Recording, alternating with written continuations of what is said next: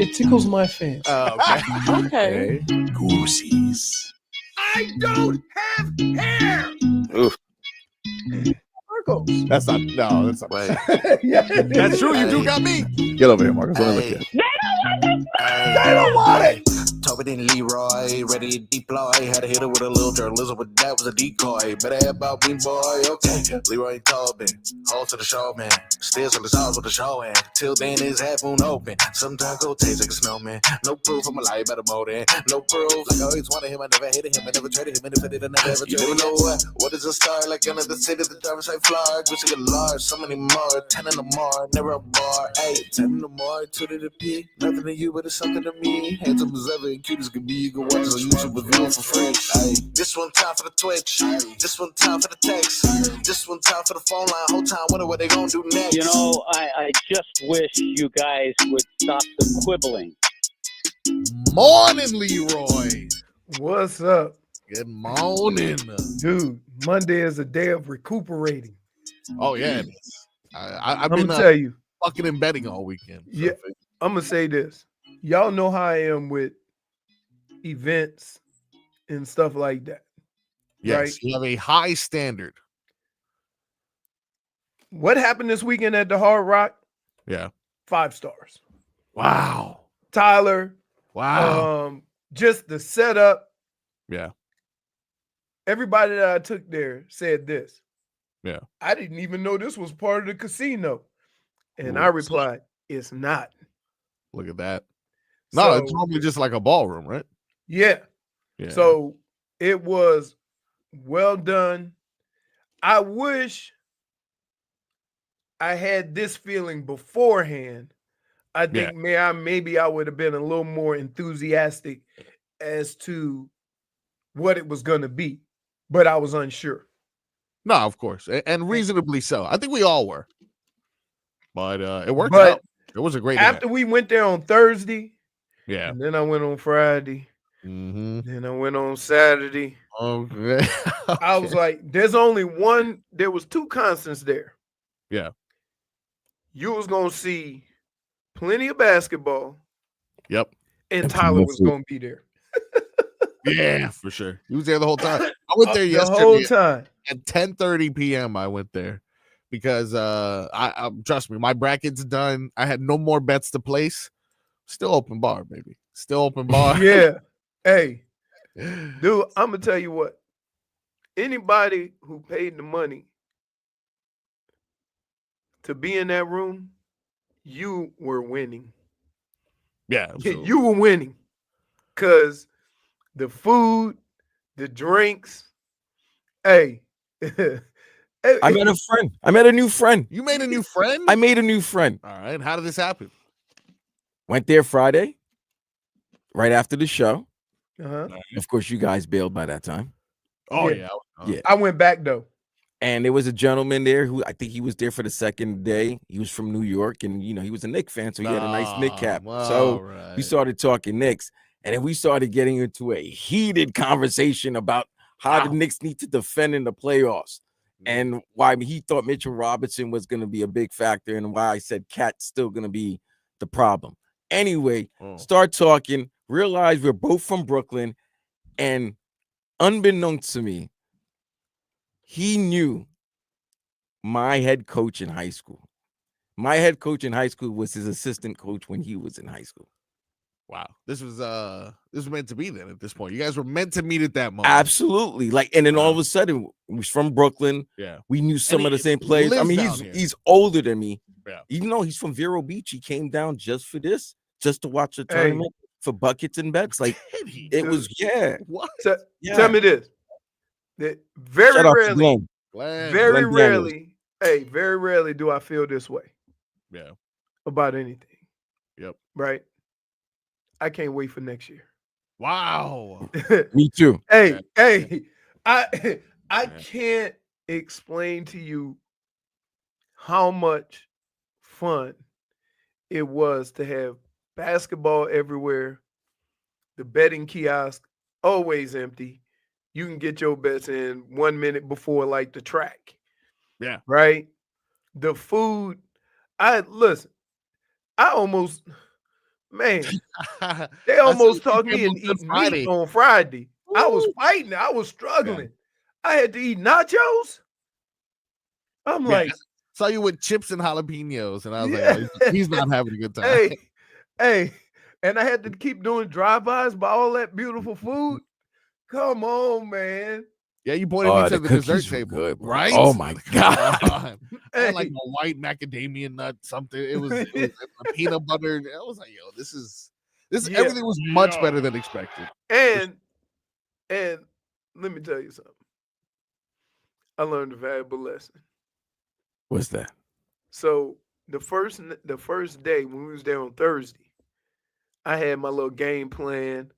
I had $40 in my pocket. I'm gonna play two $20 parlays, one for Thursday and Friday, then come back on Friday. If I lose that one, then just do the continuation. I went 7-1 on my 18 parlay with won $7,000. Here's the problem. You ready? Yeah. You know, when you go 7-1 in the 18 parlay, you're like, all right. Wrong. It was the first damn game. So you watched 7 in a row. 7 in a row that I won, and the first one I had on the ticket lost. That happened to me yesterday with Illinois. Yo, I mean, what do you prefer though? Do you prefer seeing all 7 and number 8 fails? If it's number 8, I could hedge my bet. Oh, that's true. Yeah. So I can always win something. Yeah, that's true. Right? So if I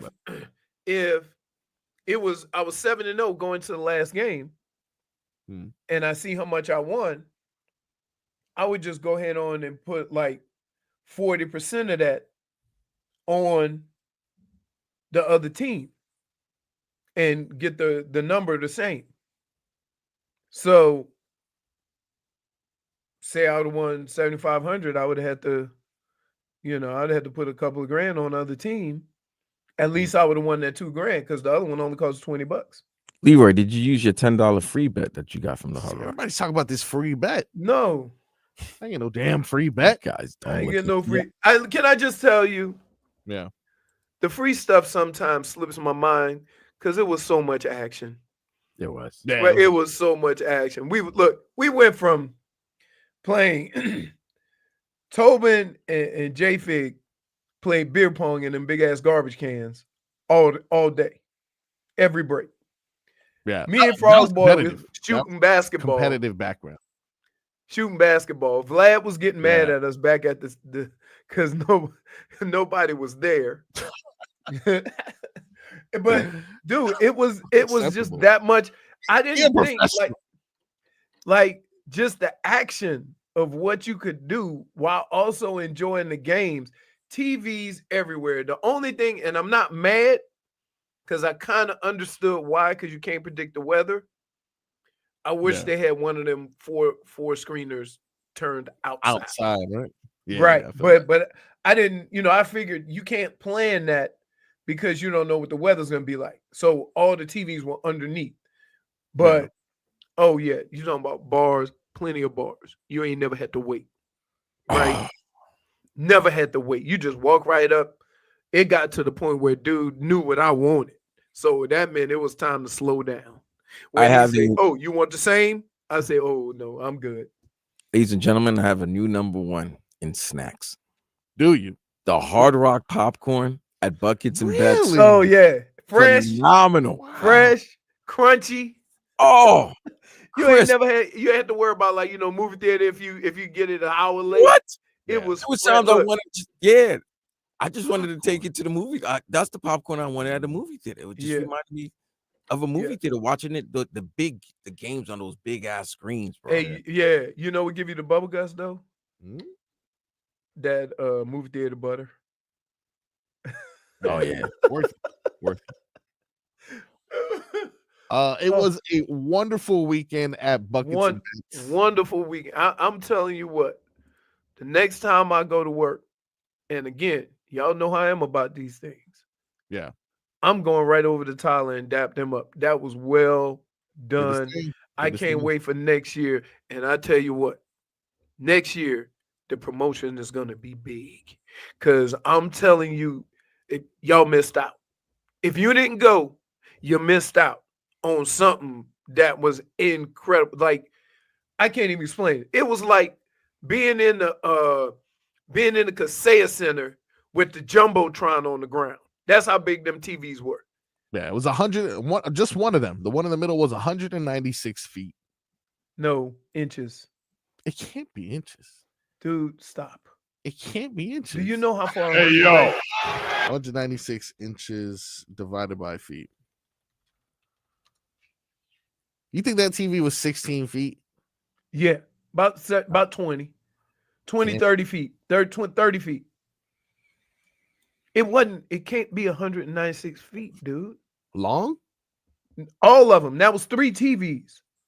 It was a big room. It was a big room. It's a big room. And it was in the corner, in the cut.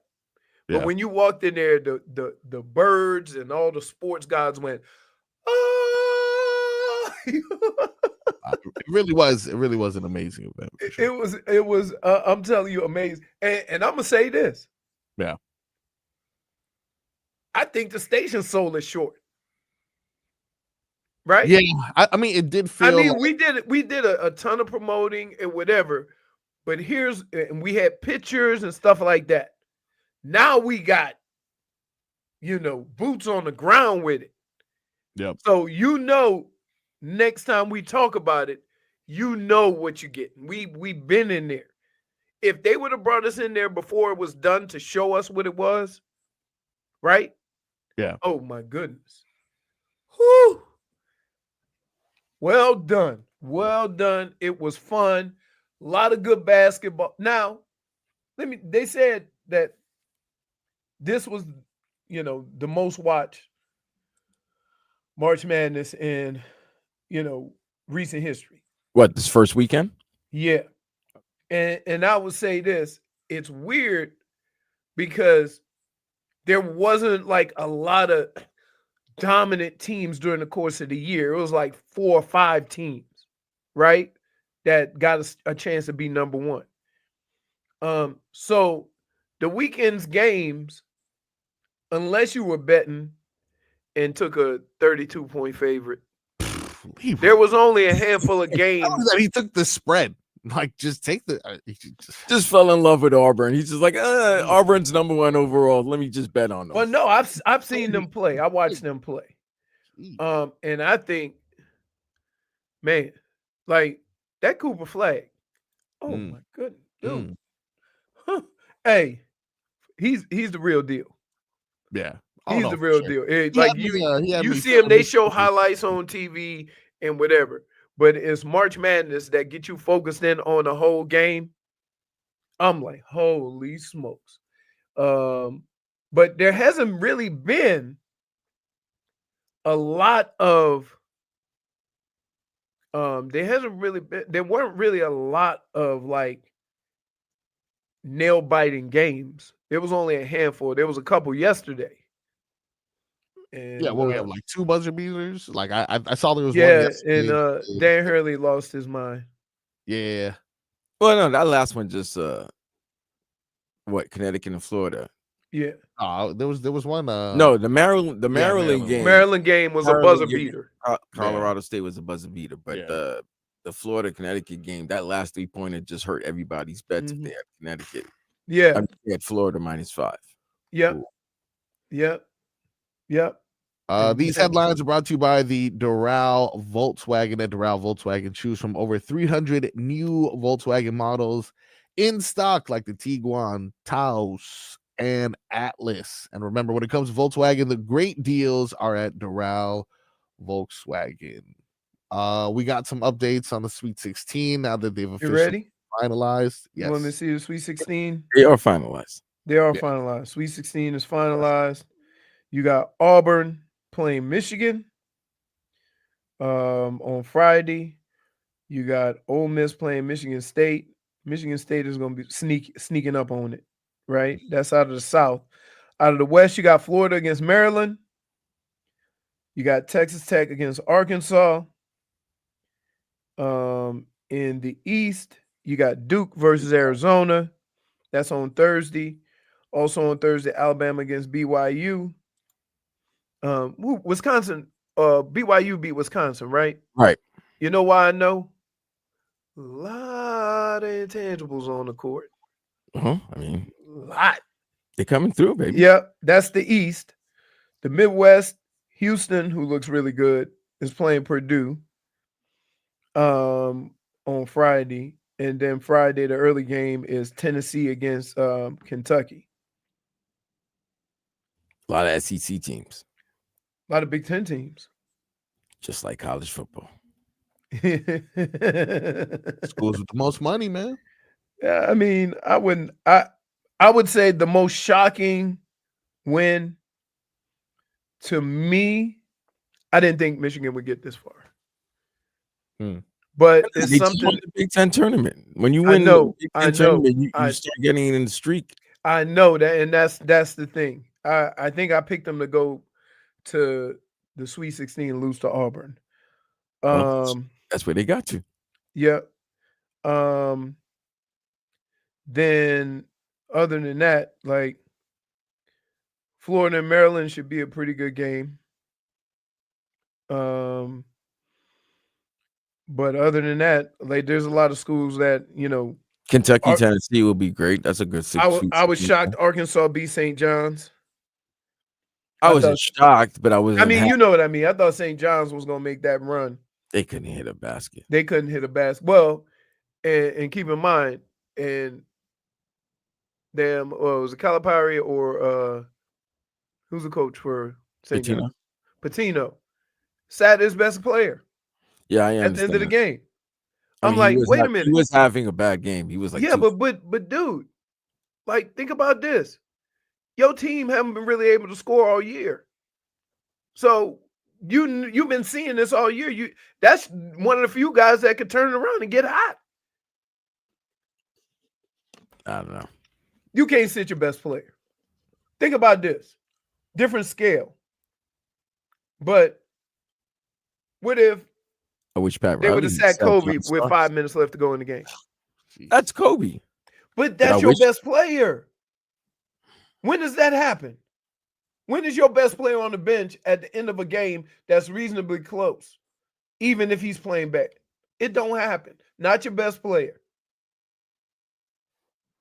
So, yeah. All right, when we come back, probably the only other thing worth mentioning in the sports world locally, the streak has been snapped, baby. We got 15 minutes of heat when we come back.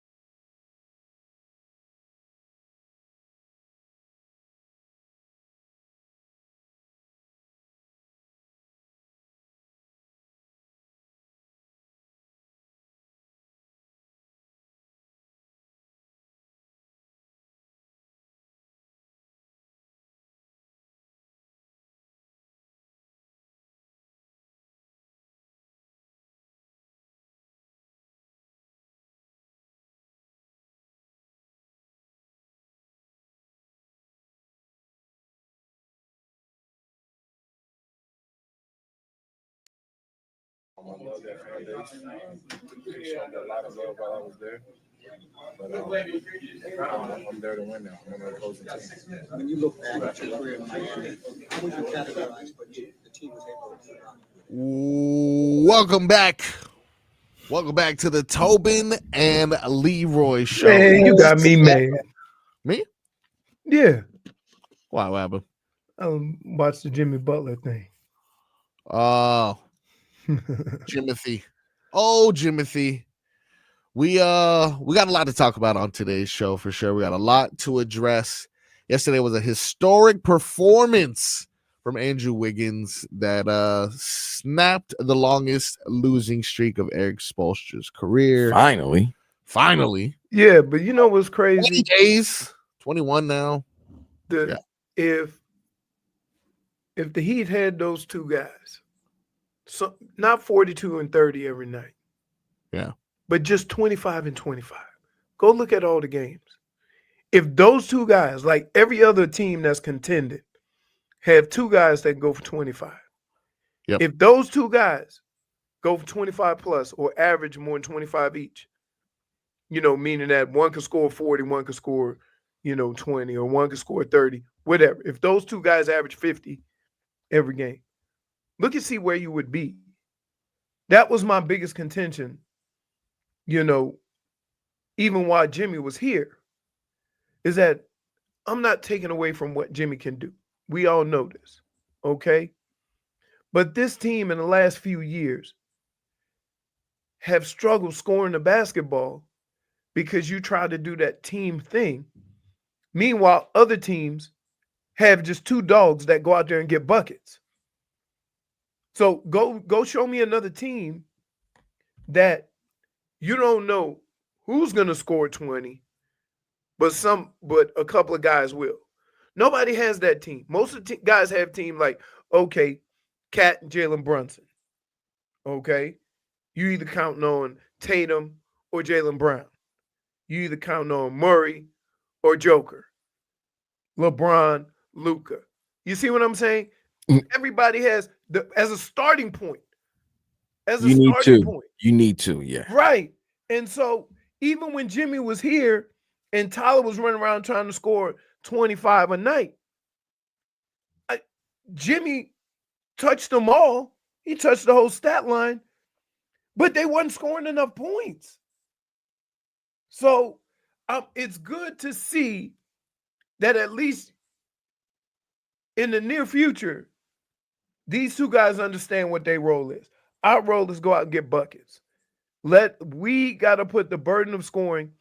Bam is in effect taking the Jimmy role and doing everything and then scoring.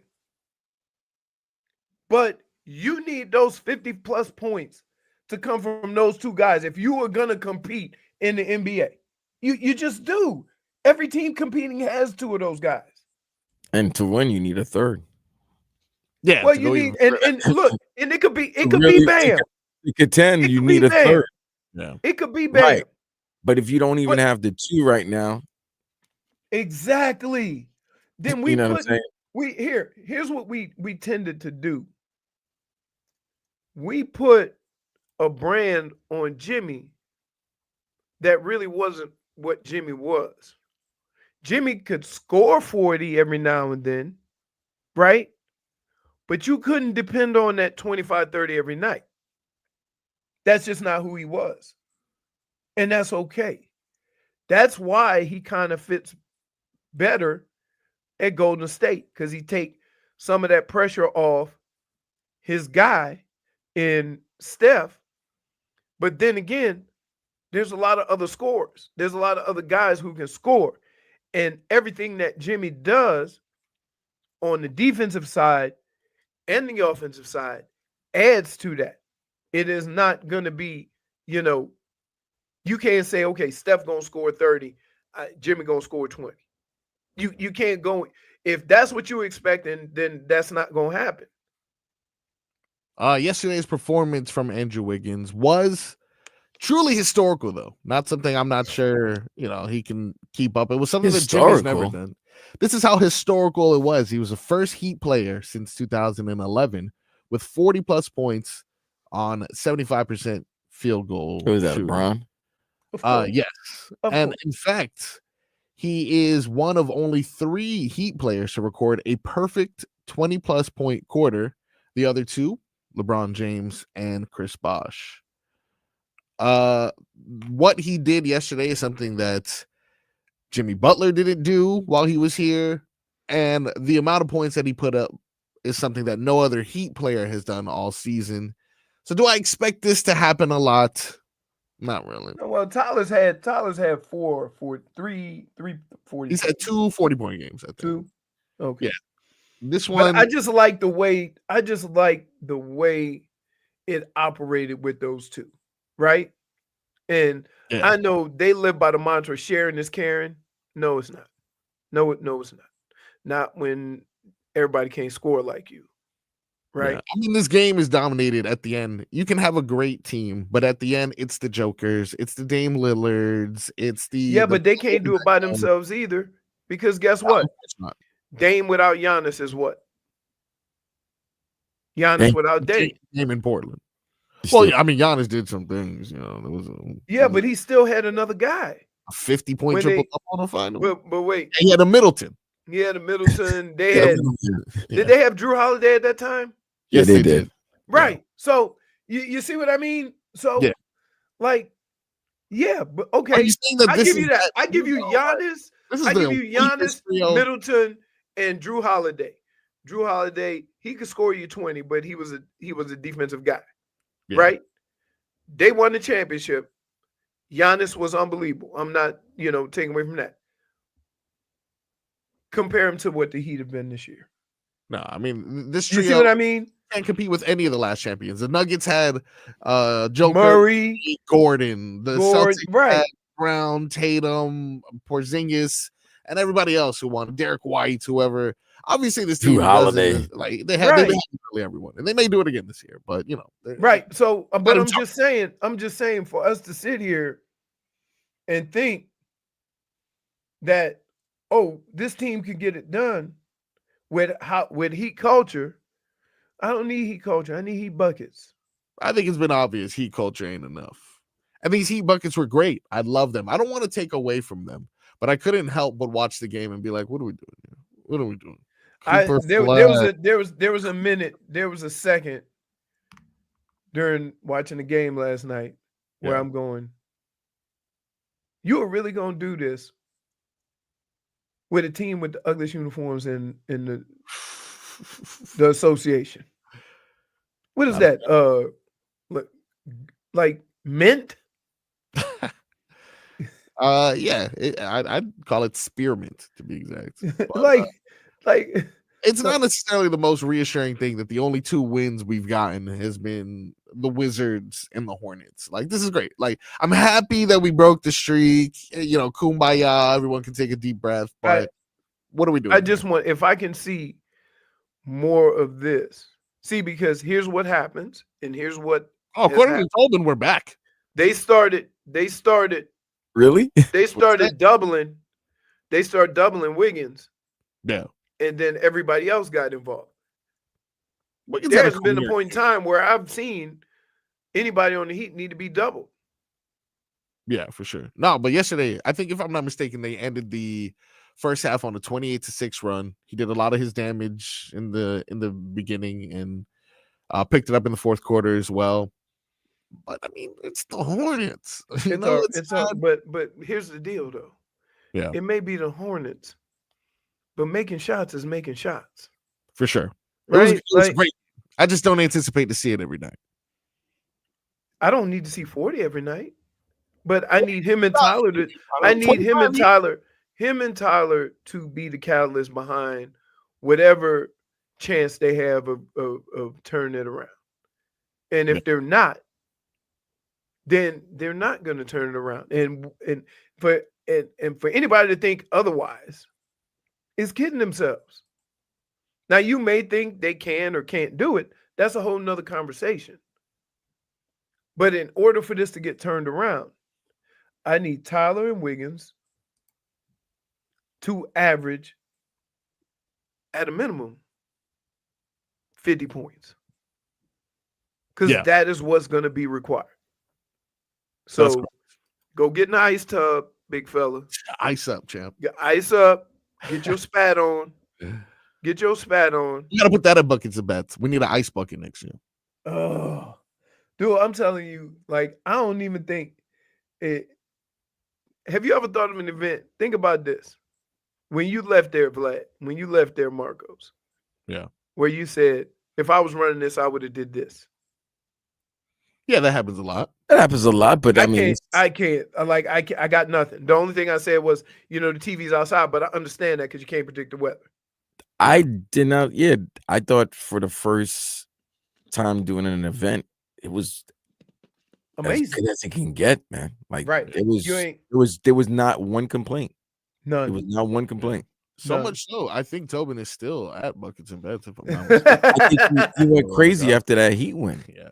No, he hit a parlay on the first day that he was bragging about. I was jealous, but look, it was a good time. Not only at buckets and bets, it was a good time at the Kaseya Center yesterday. But it's time to look forward. We got a friendly foe coming back. We're gonna talk more about that later because I actually have a gift for our listeners today. Unfortunately, it's not for tomorrow's game, but it's still pretty good. Tobin's not here, but Leroy is kind enough to give away his personal stash of Heat tickets. I have a family 4-pack of Miami Heat tickets that I will be giving away a little bit later today. Keep listening to find out how you can win those. In the meantime, we're going to go ahead and take a quick break and come back with a little road to repeat as we check in on the Cats.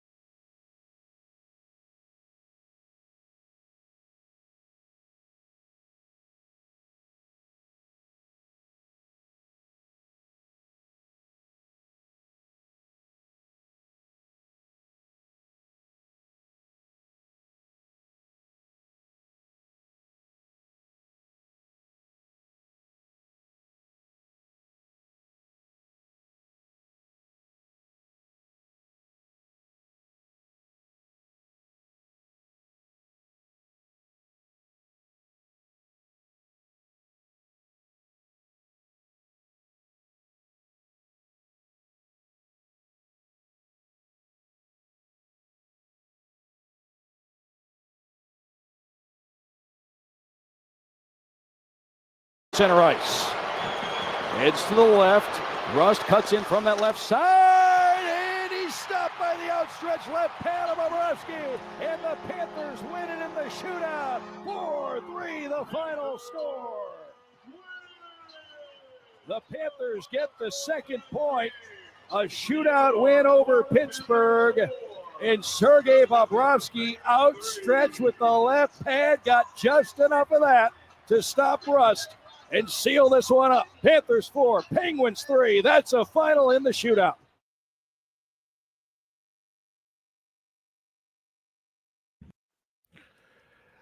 Yeah, buddy. That was Doug Blakens on the call. That's pretty good. That was a fun game to watch. I mean, on them, baby. That third period, the Panthers were relentless. Indeed, baby. Come back. And then the shootout. Yeah. Very rarely do you see a shootout in the first. I thought the only goal is the first one. I thought it was weird. I looked at it again. I had to look at it again. I thought, like, don't they go to OT? I had to question whether or not we were in the playoffs already. I was shocked. I was shocked for sure. But they did go to OT. Yeah, I know. But when you look it up online, it just says shootout. I was like, did they, like, it doesn't say like 0 in OT. You know, it'll say like first quarter, they scored 1 goal. Third quarter, you know, period. But I even want to know what the hell. You made me curse. Nah, they played some extra time. Yeah. And you know what? I'm going to say this. Who they played? They played the Pittsburgh Penguins. Pittsburgh Penguins, that's right. Shame on you for slow rolling the start of the overtime. Did you see them like trying to slow roll it and pass it in their own side? And like they were almost playing for the shootout. Yeah, absolutely. One more time, can I hear the shootout goal? Doug Blakens on the call. It was the only one, so yeah, for sure. Barkov will go first for the Panthers. He heads in right to left across your radio. Barkov dances in between the circles. Backhand down low. He scores. What a move from Barkov. He beats Jari down low. And Barkov starts the shootout with a goal. I love that call. He dances in like they do take their sweet time, right? They round it. S turns. It's way harder than the soccer. Twirling the stick when he's dancing. That's what I'm saying. Like in soccer, you put the ball down, you take a couple steps, you kick it. You can do some crazy things. No, they start from way back, get a running start. Salsa dance. Then they start fast and then they slow. They try to change the tempo so you can't just get a beat on the shot.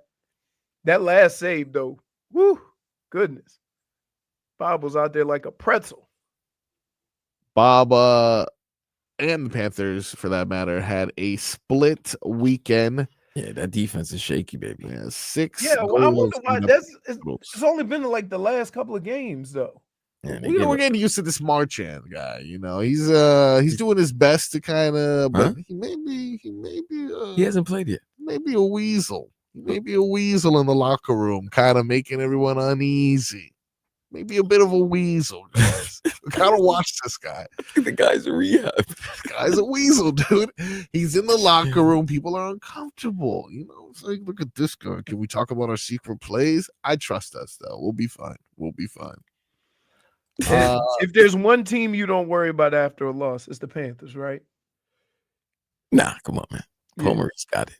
Bit of a break for them, so that's great, right? They've gotten a lot of breaks. Well, they've had a lot of back-to-backs, too. If I get, they had the 15th and 16th. They had Saturday, Sunday.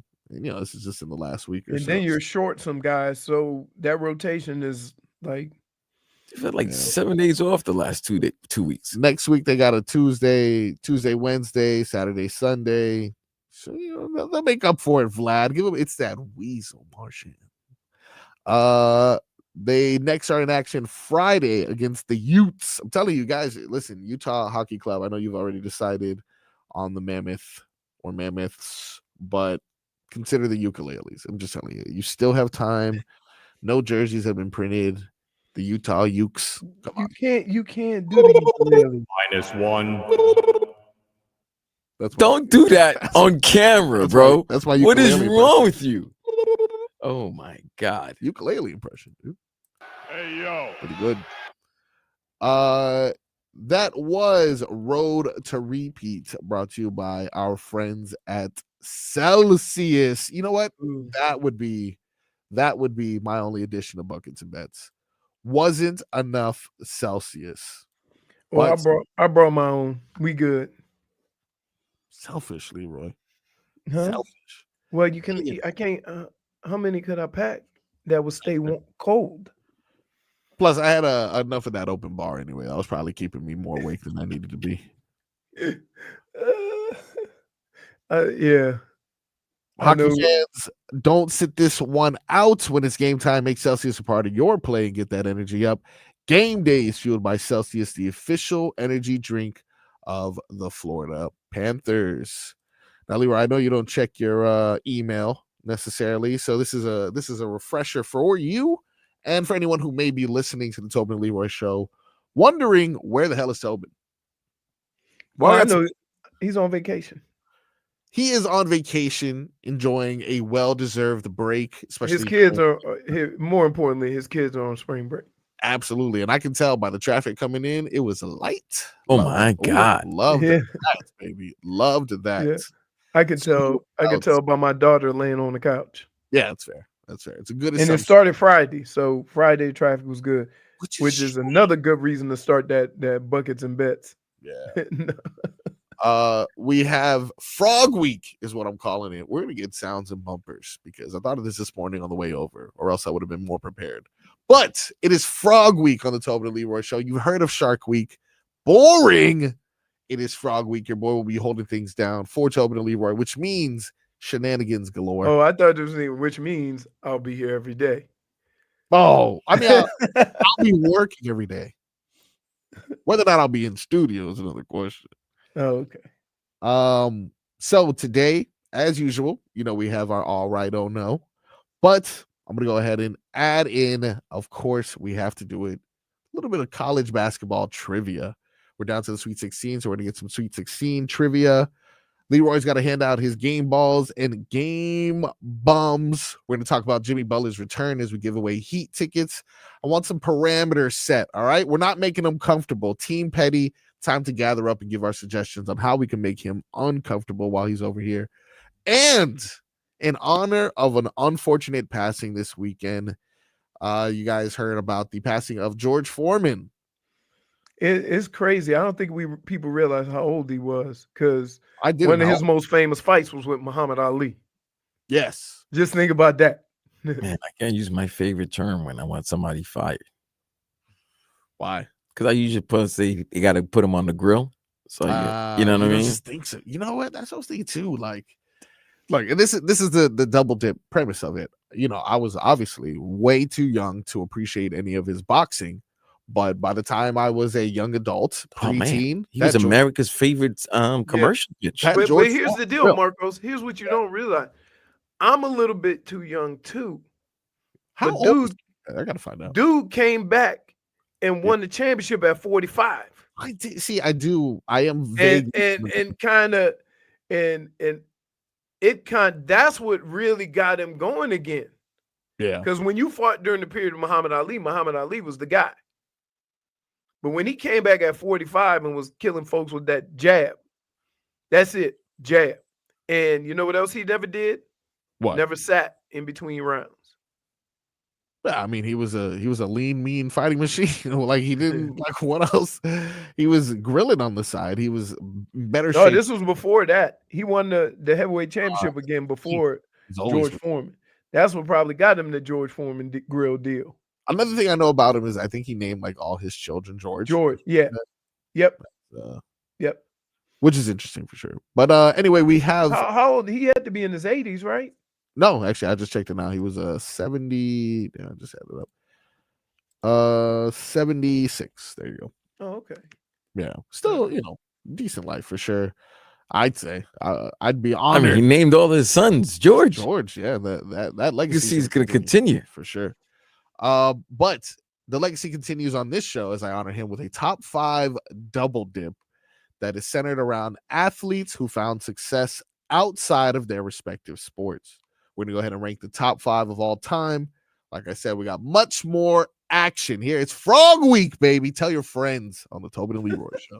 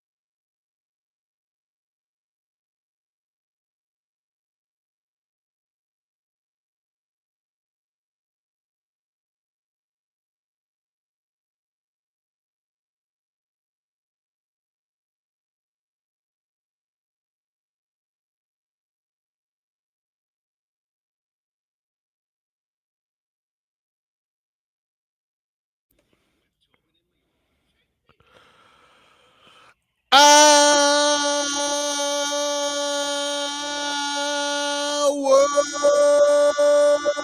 of the program, ladies and gentlemen. Gonna get going.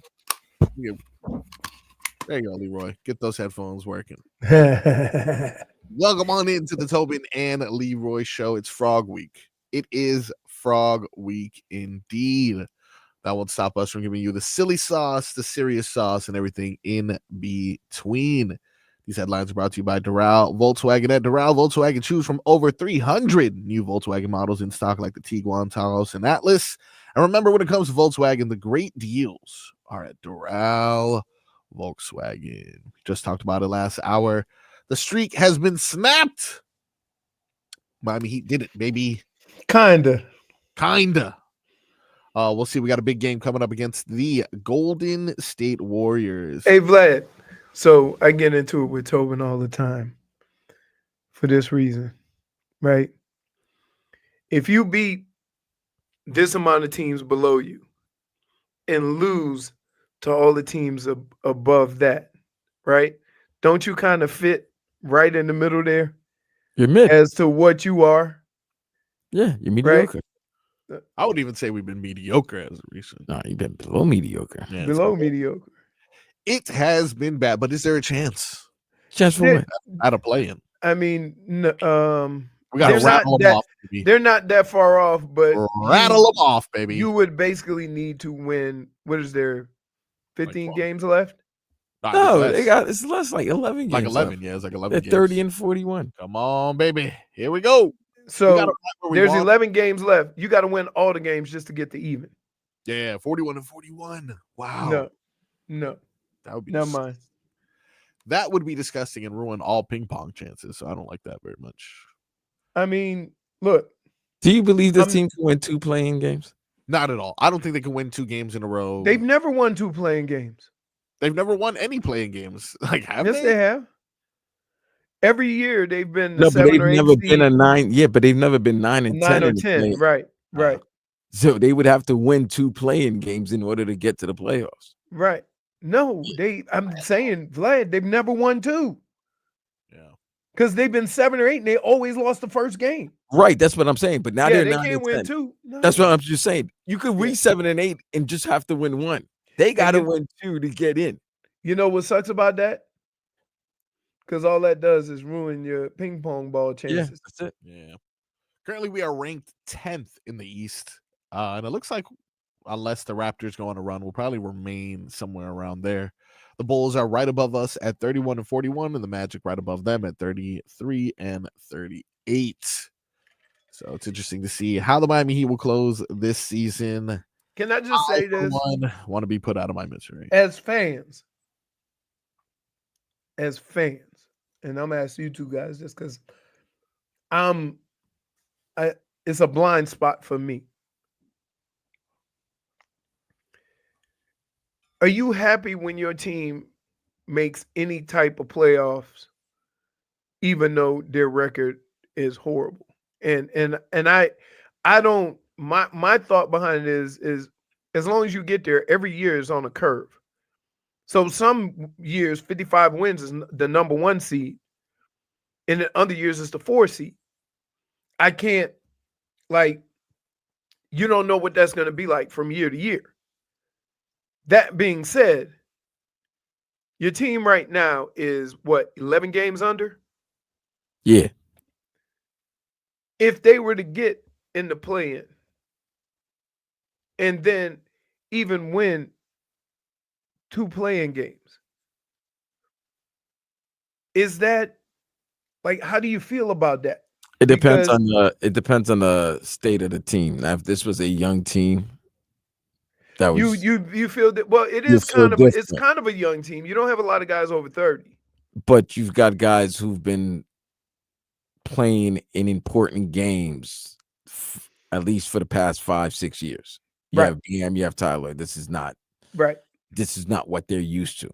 So that's if this was a younger team, put it this way, if there was no Bam and Tyler, this was like Nico, Khalil Ware. Yeah, then you would want them to get the experience. Yeah, you would want them to get the experience and then be like, okay, cool. Now they've got that experience. They know what it takes next year they'll have improvement. But this Right. is not that. So I don't really know how to, receive this information, being that the team has struggled for most of the year. And if they should happen to, win 2 playoff games, get to playoffs, is how as a fan do you feel about that? Are you of the, if you are the thought process, just get there, anything can happen? Or are you like, this is a lost cause, let's just Cooper flag it? Because I know as an athlete, I ain't never going out there to take no L. It's the optimist and the pessimist, as far as it's all rolled up in one, though, because I don't know what is the best. If you're a fan, you want to see your team win, right? Because I'm a fan of the Heat. I can say for sure I'm a fan of the Heat. I know this is not a team that can compete for a title. And I know I'm about 99% sure they can't even make it out of the East. Therefore, I look at the teams in the West and I'm like, I know we can't beat them. Can I just tell you, your percentages are low. You think there's 100% chance? I mean, have you seen them play? And I'm just for sure.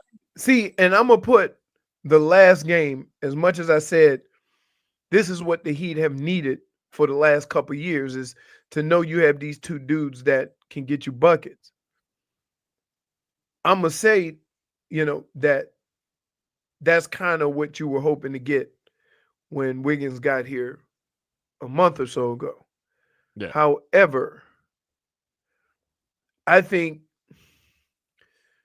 there's something not right with the combinations that they play. Like, for the last 20 years, whenever the Heat threw somebody in there, it always seemed to work out, right? They give you valuable minutes. They increase in fact, go look at all the other teams that have picked the talent off of the Miami Heat to understand, where the Heat are. And this is the first time where I feel like they really don't know who to play with who, right? To the point where I would just say, stop worrying about the second unit, right? Put your best 5 out there and then go from there, because you're trying to win games. And your best 5, whoever that may be, going to need to play the majority of the minutes, because you trying to figure out what combination works is kind of not working, right? So I don't know how to go about the rest of the year. I just know that from a player's perspective, I don't care what my situation is. I want to go out there and compete, and I want to win. Dade South brings up a good point that I'll get to quickly before I tell you what has distracted me this morning. Dade South says people need to understand there is no quick fix for this team. There's no whale out there. Take the 2 draft picks this year. And I say that is a struggle that we're dealing with. Well, this is one of the more younger Heat teams that they've had in a while. Yeah.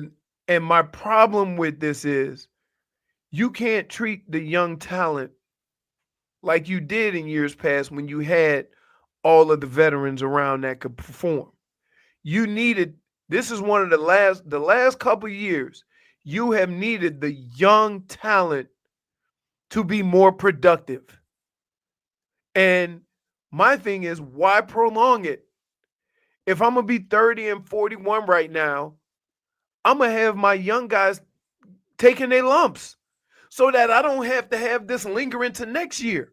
So while we sitting here talking about Kalel and we talking about his development and whatever, I think he's 30 games behind, because they played games with him early on when, sure, you might have to coach him up a little bit more. Sure, you might have to give him a break. Sure, you might have to get him in the gym.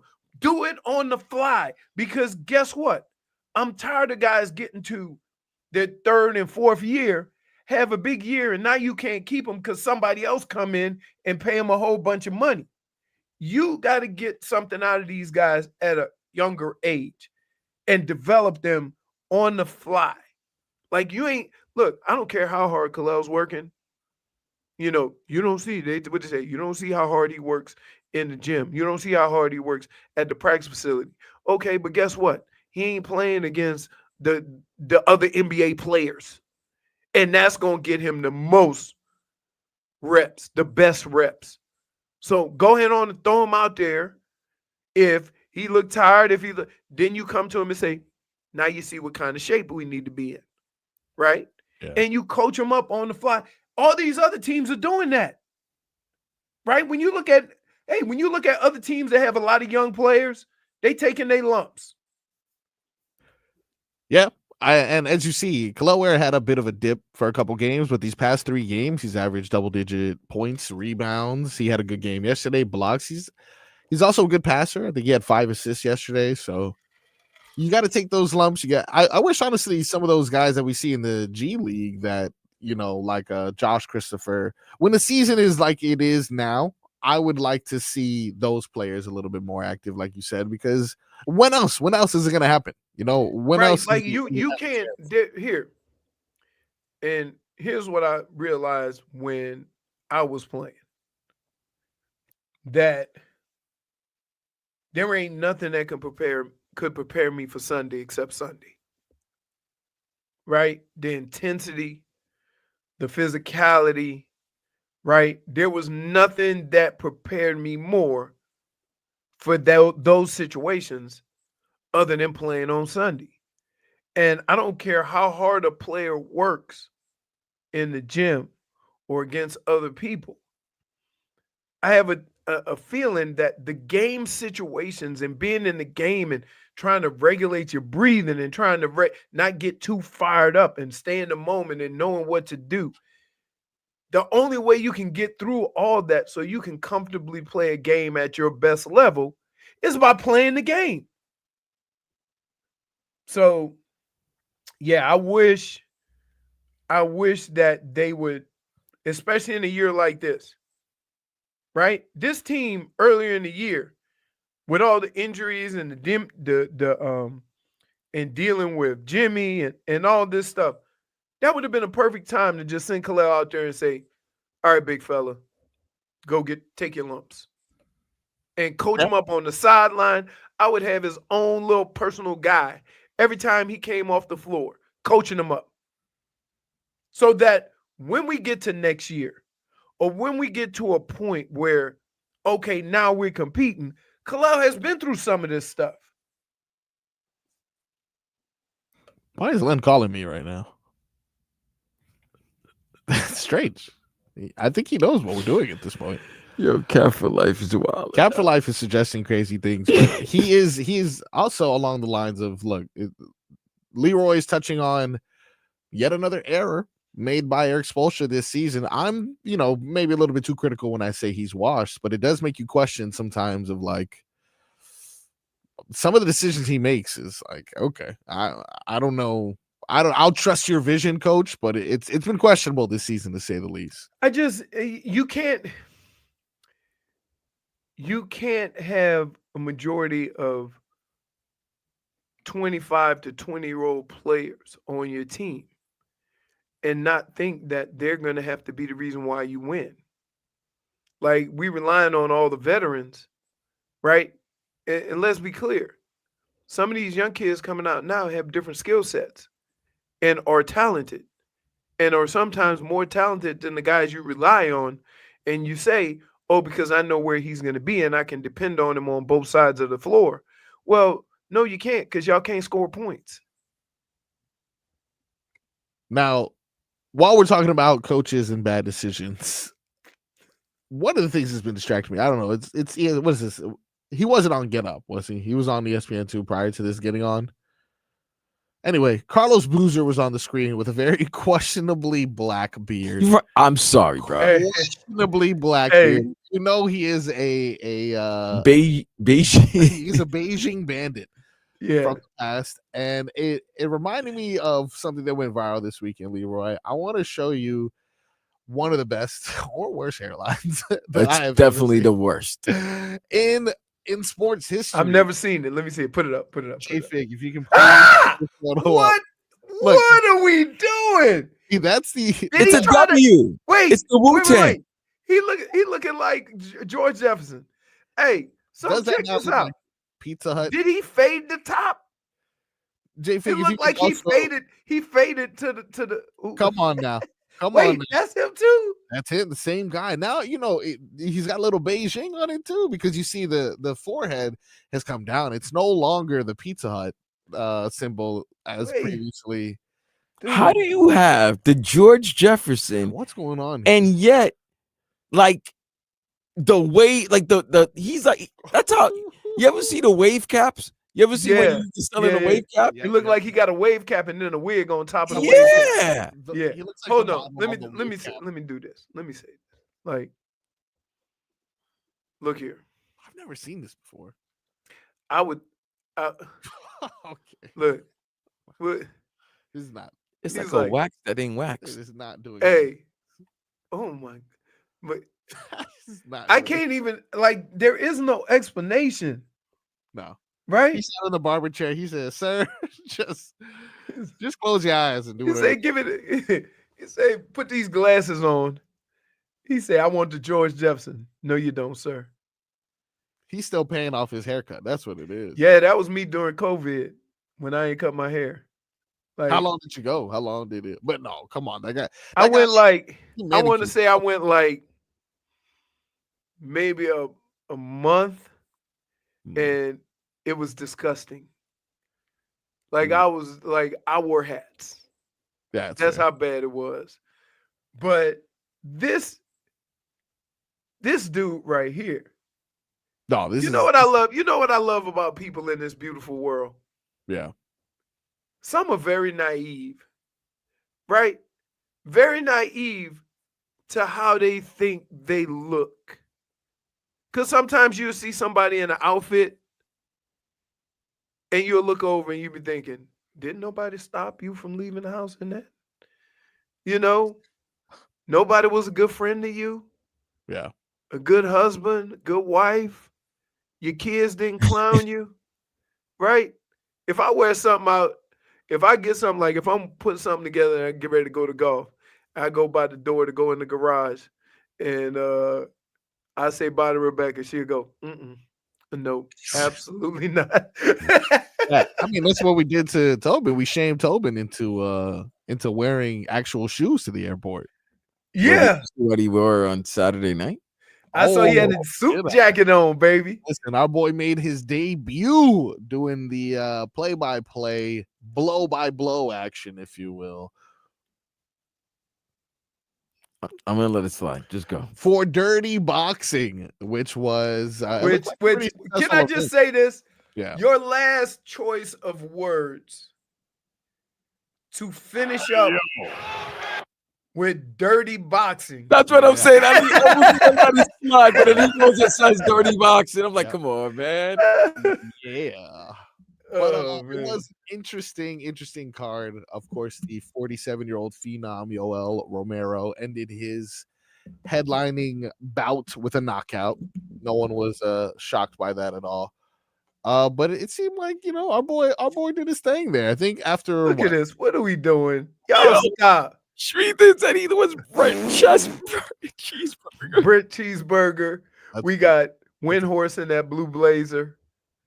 Right. He said he looked like Tony instead of Tony Romo. He looked like Tony Romas. That's pretty good. Hey, he said somebody said the coach got Leroy shoulder pads on his head. Guys. Look, everybody, we have to say this when he gets back. Make sure we say it to him too. So this is good. Remember the best ones. Tony Romas has to be said. I want to hear the preview. Cheeseburger is funny. A little bit later, we'll get a chance to hear how our boy he did. Said Jim Hampley.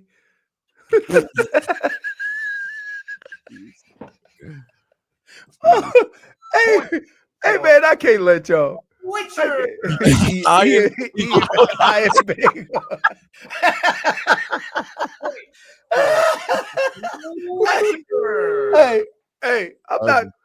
can't clown our boy like that. Nah, He ain't Streets is on fire today, bro.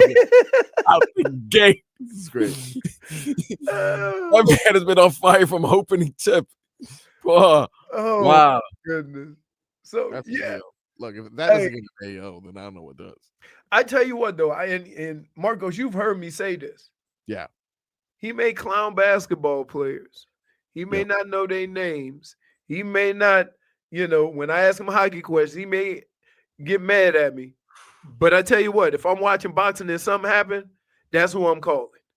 Yeah, right? He knows this stuff. And the thing that pisses me off more than anything with this guy, if you pull a name out of a hat for a fighter that doesn't even fight in the U.S., he gonna get his name perfect.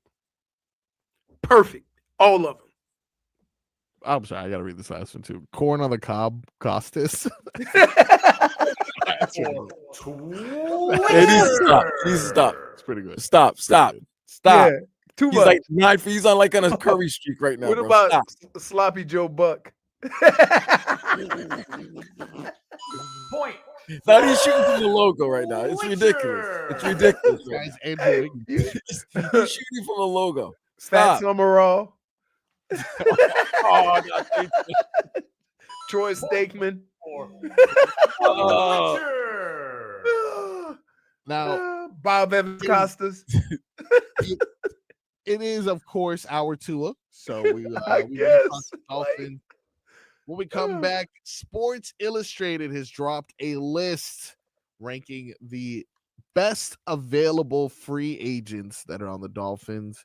We'll review that list, see if we agree. And then a little bit after that, Leroy's going to hand out his game balls and game bums from the weekend that was.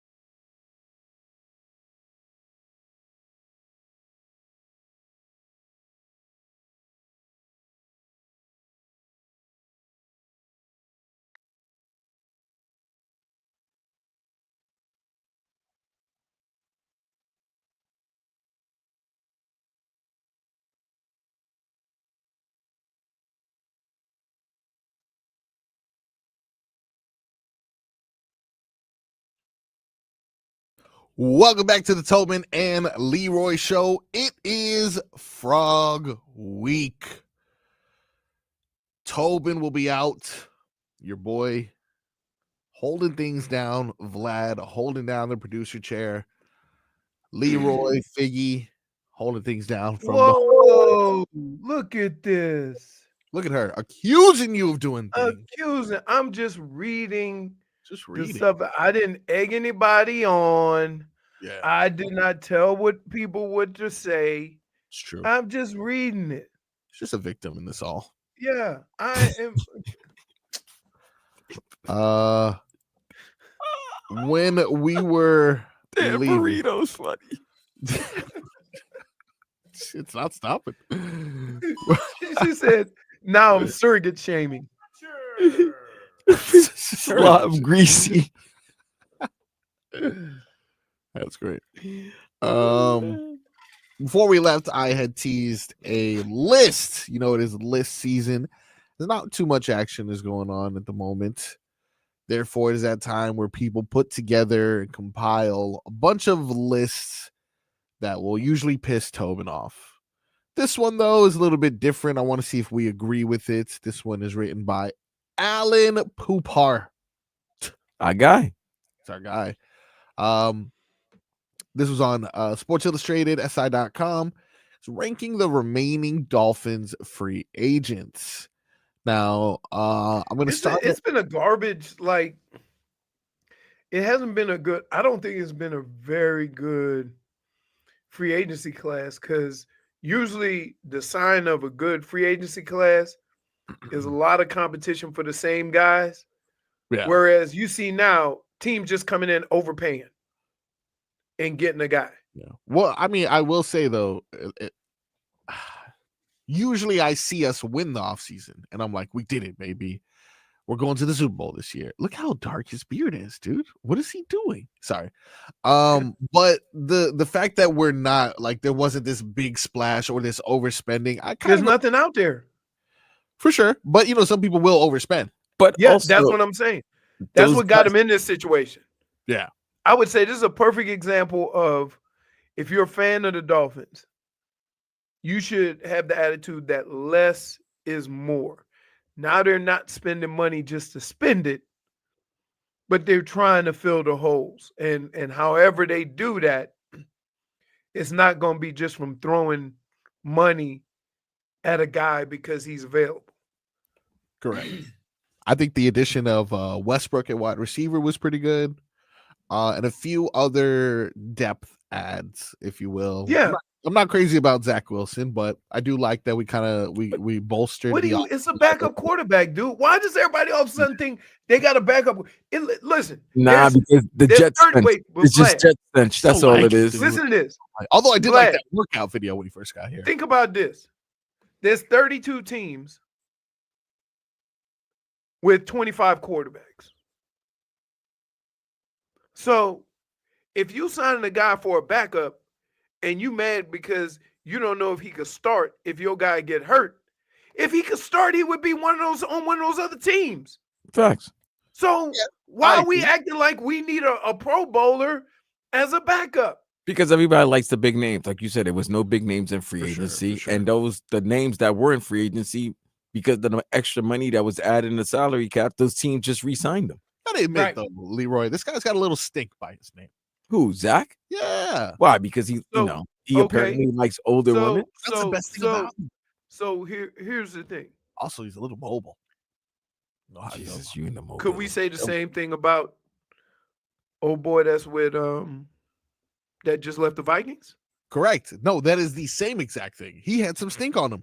Last you heard about him, he was seeing ghosts. Here, and let me ask you this. Who had the stink on him? Who has the stink on him more? The team that he played on or him? Yeah.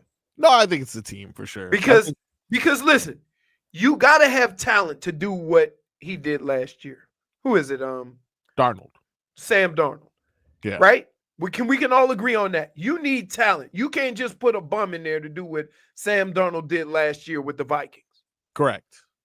So, how many other quarterbacks out there like that They get drafted by bum organizations. The situation isn't great. You have to have a level of maturity to go through that. A lot of these guys really don't because they've never had to.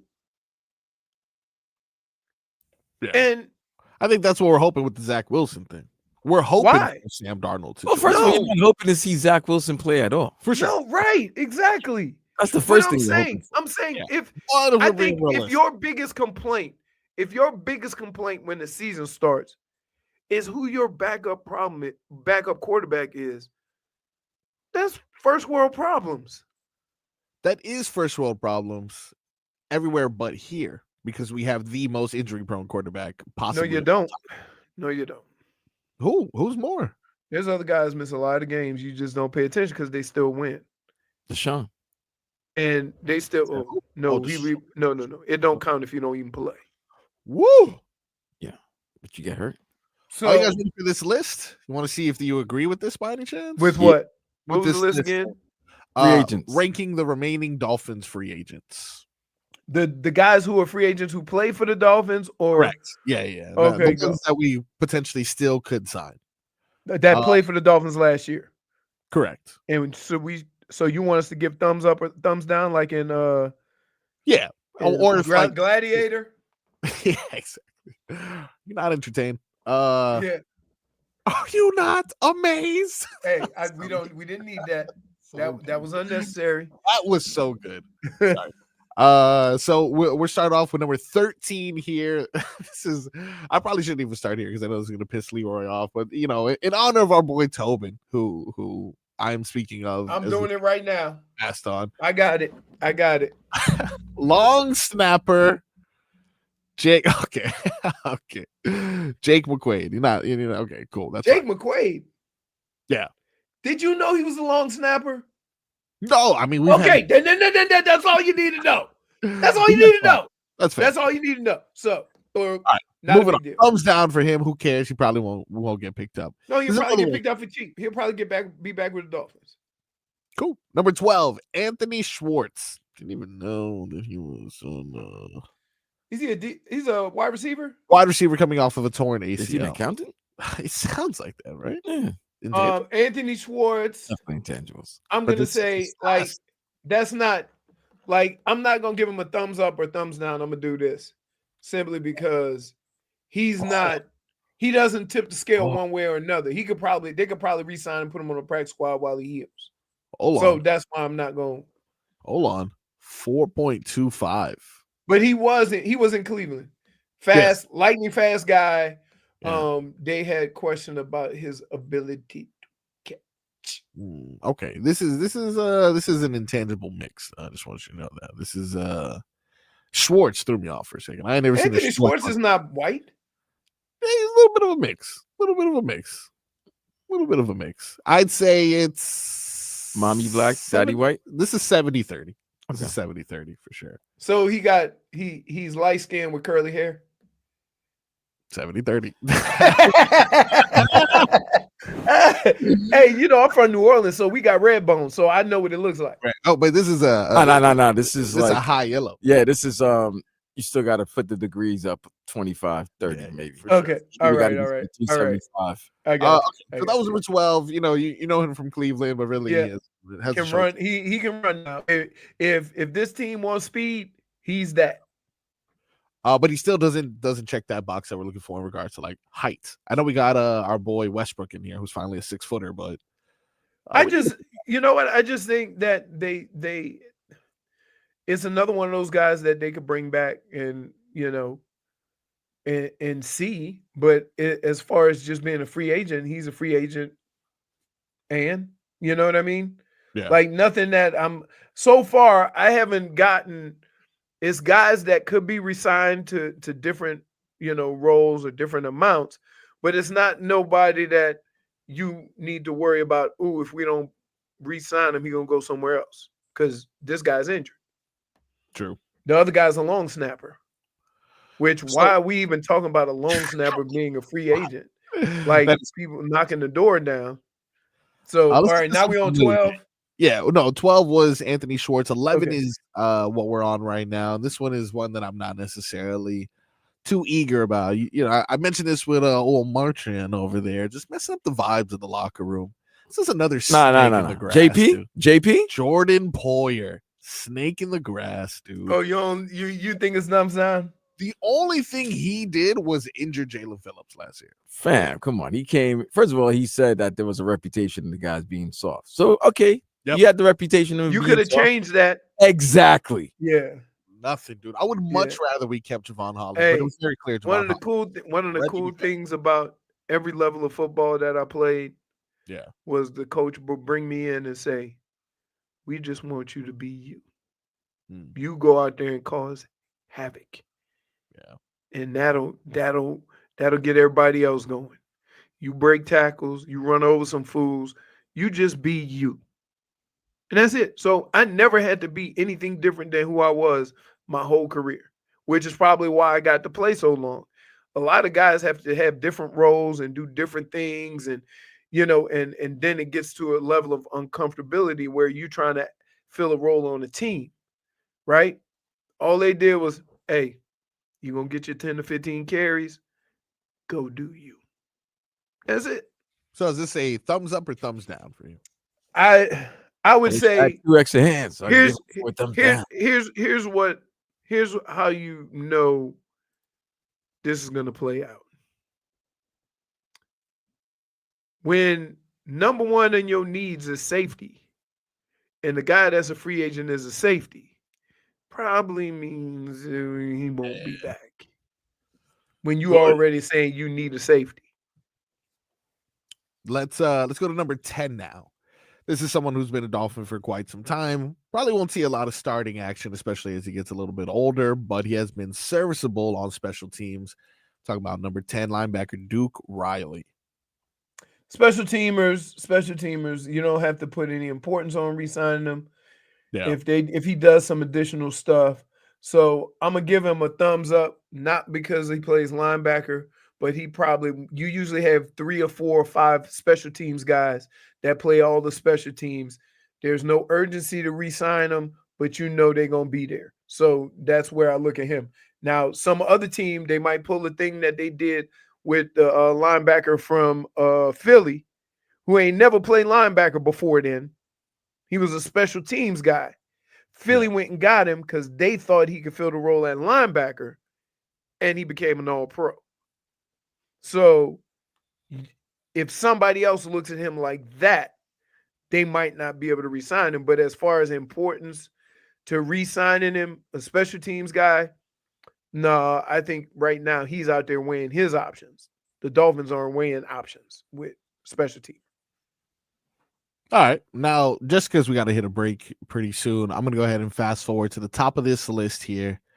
And Leroy, I need a thumbs up or a thumbs down on these top 5. You ready? Yep. Kendall Lamb. Is that thumbs up or thumbs down for you? Should the Dolphins re-sign this person? Yep. All right. Depth at the tackle. I like that with re-signing.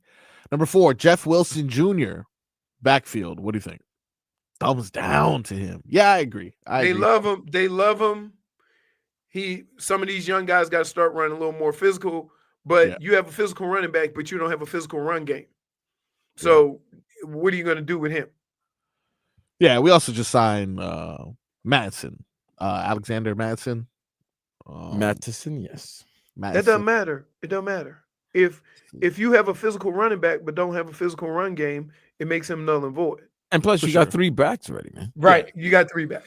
And you'll keep 5 or 6 backs. Right, but 2 of them be special teamers. All right, number 3, Emmanuel Ogbah. Thumbs up or thumbs down on that one? Thumbs up. Yeah, people underestimate the versatility of Emmanuel Ogbah. Yeah, that guy came in. He was a nose tackle, right? Then Fangs came in, moved him to outside because he went 3-4. Yeah, he didn't play as much, but he was able to play there. Then the outside guys got hurt. He was able to move outside again, back inside, then back outside. He's very versatile across the defensive line. I think he was a victim of schematics and not a victim of his ability to play. I think absolutely to create depth, to have a guy you can move around, you definitely should. He definitely gets a thumbs up. All right. Now the final two. Number 2, guard Isaiah Wynn. Thumbs up and thumbs down for you. Got to be a thumbs up because he's the one. He's the one that keeps Liam Eichenberg off the field. Hey, I'm just telling you, that's sure. real talk. For sure. And that's best for everybody, really. Right. And then number 1 should be no surprise, Calais Campbell. Well, Calais Campbell gonna do what he want to do. You don't want Calais Campbell? I want him to win a title. Oh, okay. You don't want we looking at this from the standpoint of the Dolphins. I know, but I want him to win a title. Not how you feel about Calais Campbell. No, obviously, and then think Calais about this, though. back. Yes, the Dolphins think about should bring him this. back. Think about this. Who, first of all, where would he go? And you got to think that team want him too, because Philly gonna be around for a minute. Philly gonna want him. Baltimore would want him. You think Baltimore want him back? Yeah, I think anybody would want him. Think he So wait, I'm gonna give you 5 teams, and you Calais Campbell, you got to pick one. Oh, I'll give you 6 teams. I'm gonna go ahead and throw them out to you. Go ahead. Okay, you got Detroit, you got Buffalo, Kansas City, you have Baltimore, and who else? You got Baltimore, Kansas City, Detroit, Washington. You think Washington is competing for a championship? They got to the NFC Championship game last year. Yeah, that's true. They've gotten better. Okay, I throw Washington in there, and then the Dolphins. Oof. Who you got to pick one? See, when you try to play this game, I'll pick all those teams over the Dolphins. Yeah, but I'm saying, if you play that game, it's really no guarantee. So, yeah. So which one of those teams would you pick? Maybe Washington, to be honest. I think I like Washington. That sounds like a good pick. If I had to pick, Dan Quinn. If I had to pick, Jayden Daniels. It's between these 2 teams. It'll be between Detroit and it would be just staying here. So that's it. Mm-hmm. And here's why. Detroit is the only team that the only reason why they didn't have a better showing in the playoffs, and they had a pretty good one, was because I have never seen a team perform the way they did with so many injuries. Right? And the style and the way that they play is conducive to winning a championship. You can say the same thing in Philly, right? So I'll add Detroit, Philly, and the Dolphins. Gotcha. The problem in the AFC is, do you want to go to Kansas City and have to deal with Buffalo and Baltimore? Do you want to go to Baltimore and have to not only deal with, Kansas City and Buffalo, but hell, your own division? Or do you want to stay in Miami where you got to deal with Buffalo and Baltimore and Cincinnati and Kansas City and the Chargers? I'm just saying. So it's no different anywhere. The only 2 teams that without a doubt, I can say will compete again is Detroit, who Detroit suited up in the championship game. They suited up the worst possible team as far as health that they could have all year. Would you agree with that? With all the injuries they had. So if you look at that team just being healthy. Now, I will also say, I don't know how anybody going to take Philly off that mantle. Yeah, I don't know how that's going to happen. But in the AFC, you talking about picking a team that's going to win the championship in the AFC. And all the teams you mentioned, ain't nobody even gotten there. except for Kansas City, and Cincinnati. Ain't nobody else been in the Super Bowl. So all them other teams we talking about where I would go to try to win a championship, the only team that's actually been to the championship is Cincinnati. How do you choose what team you're gonna pick? When we come back, we will hit you with our latest headlines and much, much more. It's Frog Week on the Tobin and Leroy Show.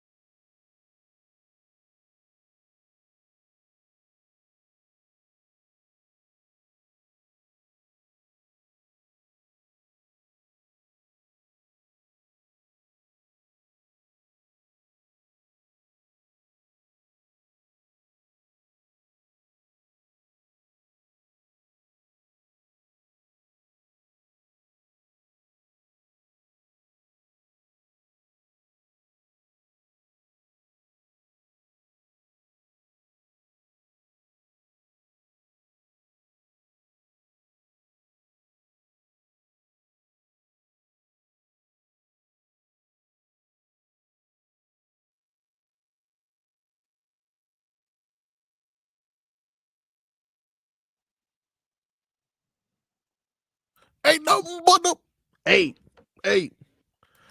Welcome back. It is Frog Week on the Tobin and Leroy show. Tobin out, probably somewhere Peanut Island, getting stung by a jellyfish. Us, on the other hand, we are breaking down the latest and greatest in sports news. Starting with locally, your Miami Heat. The streak has been snapped, baby. Let's see what this means for the rest of the season. But your Miami Heat were able to topple the Charlotte Hornets 122-105 behind a strong performance from Andrew Wiggins. Leroy.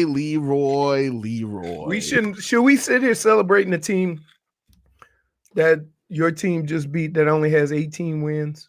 No. It is definitely one of the low moments of my fandom. You do know you did lose to them.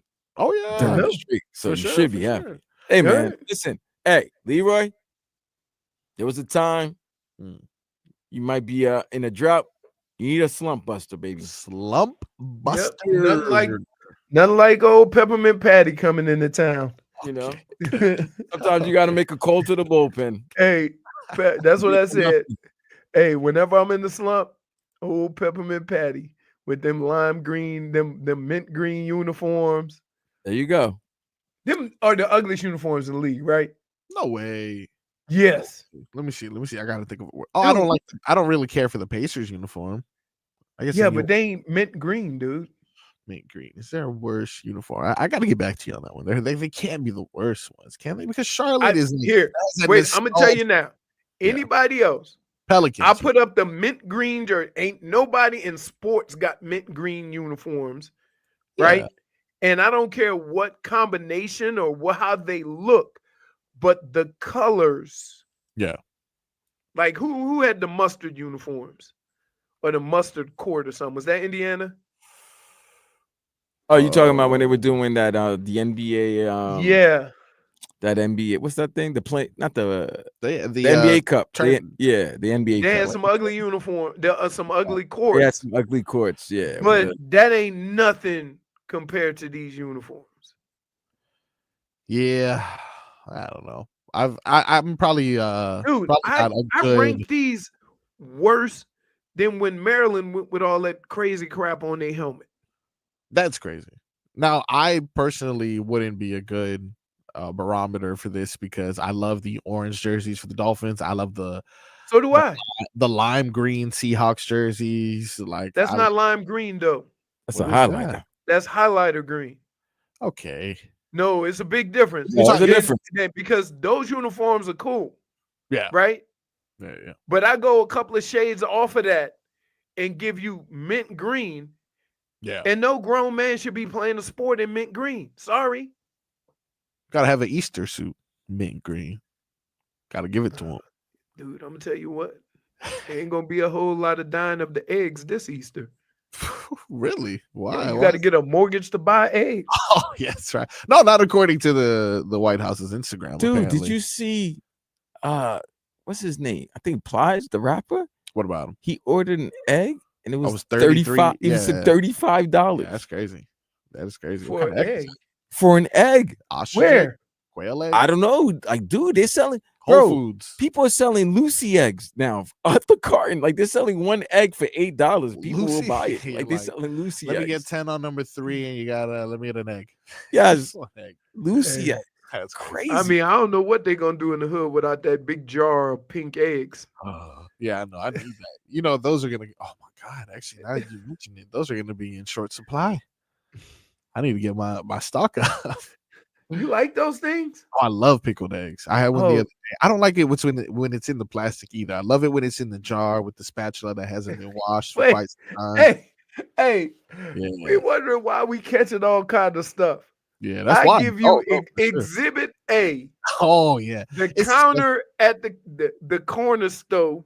Yeah, that have all different types of animal parts in formaldehyde is what it looks like, right? Yes. And vinegar, just a little bit of vinegar. Hey, you know, look. When I was good, they had when I was a kid 5 jars, right? Here's what you had: You had your pickled eggs. Yep. Hot sausages. You had your hot sausages, which is disgusting because they too mushy. Right? You had Pig pig feet. Yep. And then we had pig lips. Yeah, that's disgusting. Disgusting. I'd find that just disgusting as a pickled egg. No way. The pig feet is where I drew the line. I'm like, nah, I'd rather not know what's going on. I don't want to see that. And but you can't, you know, I tell you what, when you walk up to those jars, yeah, you'll never have to ask what it is because you see them nails. Just looking at you. I don't know what I'm supposed to do. Get in between the pig's toes? Like, I don't want to do that. This is strange. I don't want to buy that. But you eat a mushy egg. So now you're going to go to the corner store and it's going to be $5 for one egg. Yo, imagine that's like them imagine they try to charge me an Arizona iced tea for like $4. I'd be big. And it says $1 on the can. Hey, you know what? Corner stores don't have they don't have no couth. Yeah. They even say $1.59. I'm like, it say 99 cents on the can. Tax. Sir, it says 2 for $1.50 on this. And they're like, I don't know what to tell you. Take it or leave it.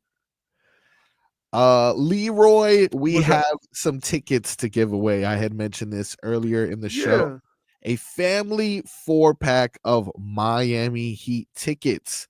We're giving those away. So make sure you keep listening. Next is 15 minutes of Heat. We're going to look ahead to, I guess, our end of the season. No, because the end of the season. Hey, I have a question. Here. You know when the fan base knows the end of the season? Yeah. When you start talking about additions and subtractions in the off season. Exactly. You know, when you start talking about what we're going to do next year. Now, my question is, the way they play their young guys. Yeah. Is it better or worse to play as many games as possible? They ain't getting no run. Look, they can play all the games they want. The one that I need them to win Tuesday. Tomorrow. That's tomorrow. We're going to talk about it in 15 minutes of Heat. If you want to start lining up, 305-567-0560. I'll be giving away a family 4-pack of Miami Heat tickets. This is what I want in regards to suggestions to those people who want to call. I need the best way to make Jimmy uncomfortable. I'm gonna give you my suggestion as an example. You know what? As soon as he come out to walk, I'm gonna start playing Pharrell's Happy. Find your joy now, buddy. He'll just dance to that. I say my way to make him uncomfortable, my way of getting back at him and being the most petty possible. 0 for 10? Nope. I would no pre-show video. No pre-show, no. Is it what? Can I say this? Jimmy Butler. I'm gonna say this, and this is no disrespect to Jimmy. Yeah, because I know what he's done here, and I'm not taking away from it. Too soon. Too soon for the video. Yeah. No. Yeah, it is. So yeah, was dude, the way because the breakup. I need time. So let me hold on. This is it. If you've been married 20 years and then you get a divorce and then your wife come with her new man to, a kid's function or whatever, right? You ain't gonna have the Lakers and the Mavs had a big trade, right? A trade that none of the superstar players knew. The Mavericks went to LA. The Lakers had a video tribute for Anthony Davis. He didn't feel a certain way. Yeah, but he was traded.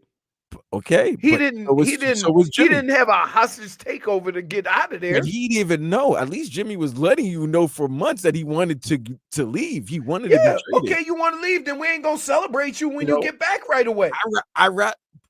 I'd rather be known. I'd rather know that I want to have a divorce thing out of nowhere. She just, hey. Yeah, but here's the difference though. Luka and AD were traded. So no matter how unhappy everybody was, when they come back, you can give them their video because they weren't the catalyst behind being out of there. Jimmy was traded as well. You come on. Do we not remember all the stuff? Huh? And you want, before this year's even out, you want us celebrating this stay here? Because if you don't give him a video now, it makes no sense to ever give him a video. No, So you then, give. Listen, no. I'm not celebrating the breakup this That would soon. be weird on That's the all. second time. Yeah, you like get the a video. second time you give him the video, that's wacky. Yeah. If you don't do it now, you don't do it. Don't do it at all. So you guys are. No, What you I'm with you. Am I said on no. the island here, or do you see where I'm No. coming from with this? Okay, I see where you're coming from, but I if you're say gonna no. do that, then next year, if he comes with Golden State, don't give him a video. Nothing. You can't be like, okay, after the fact, the man came. It's been a month since the trade. I'm It's either you show him love, or you don't. or you don't. That's it. I'm not as petty as Pat Riley. I don't think. Well, we'll find out. We'll find out tomorrow. But I think they're gonna do it because of the optics. I don't think they're gonna do it because they want to. Well, we'll see if it's a graphic that says "Thank you, Jimmy," or if it's like a full-fledged video. Let's lower the lights. 1 minute. Everyone watch this thing. That's different. That's a different love. It's almost like saying I'm going to Twitch on this. What y'all thinking? What y'all thinking, Twitch? Well, look, what's up? We'll find out. They're gonna side with you. Hey. They're going to side with you. But the thing about it is, fine. Hey. If you don't want to give him the video tribute, fine. I get it.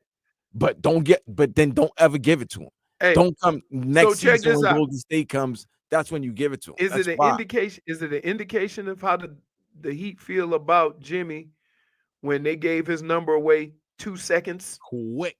There you go. That could be a reason why there's no video. But look, we got 15 minutes of Heat coming up. We'll be able to discuss it. And we're going to actually hear from Jimmy Butler, who seems to be no-selling his return. Got other thing that we need to worry about, though. You can go to the game, and after you get done with the game, maybe a couple weeks after that, you stop by Live Golf. Leroy, why don't you tell us about the event that is coming to South Florida? You know I'm all about events. I'm all about doing it big, and I'm all about golf. Especially this time of year, the weather is beautiful. This is why we live down here. And we love the big events. And Live Golf is coming down next weekend, April 4th through the 6th at Trump National Doral. And you know, because of the Blue Monster, they're going big. Join some of the giants of the game and John Rahm, Bryson DeChambeau, Brooks Koepka, and many more.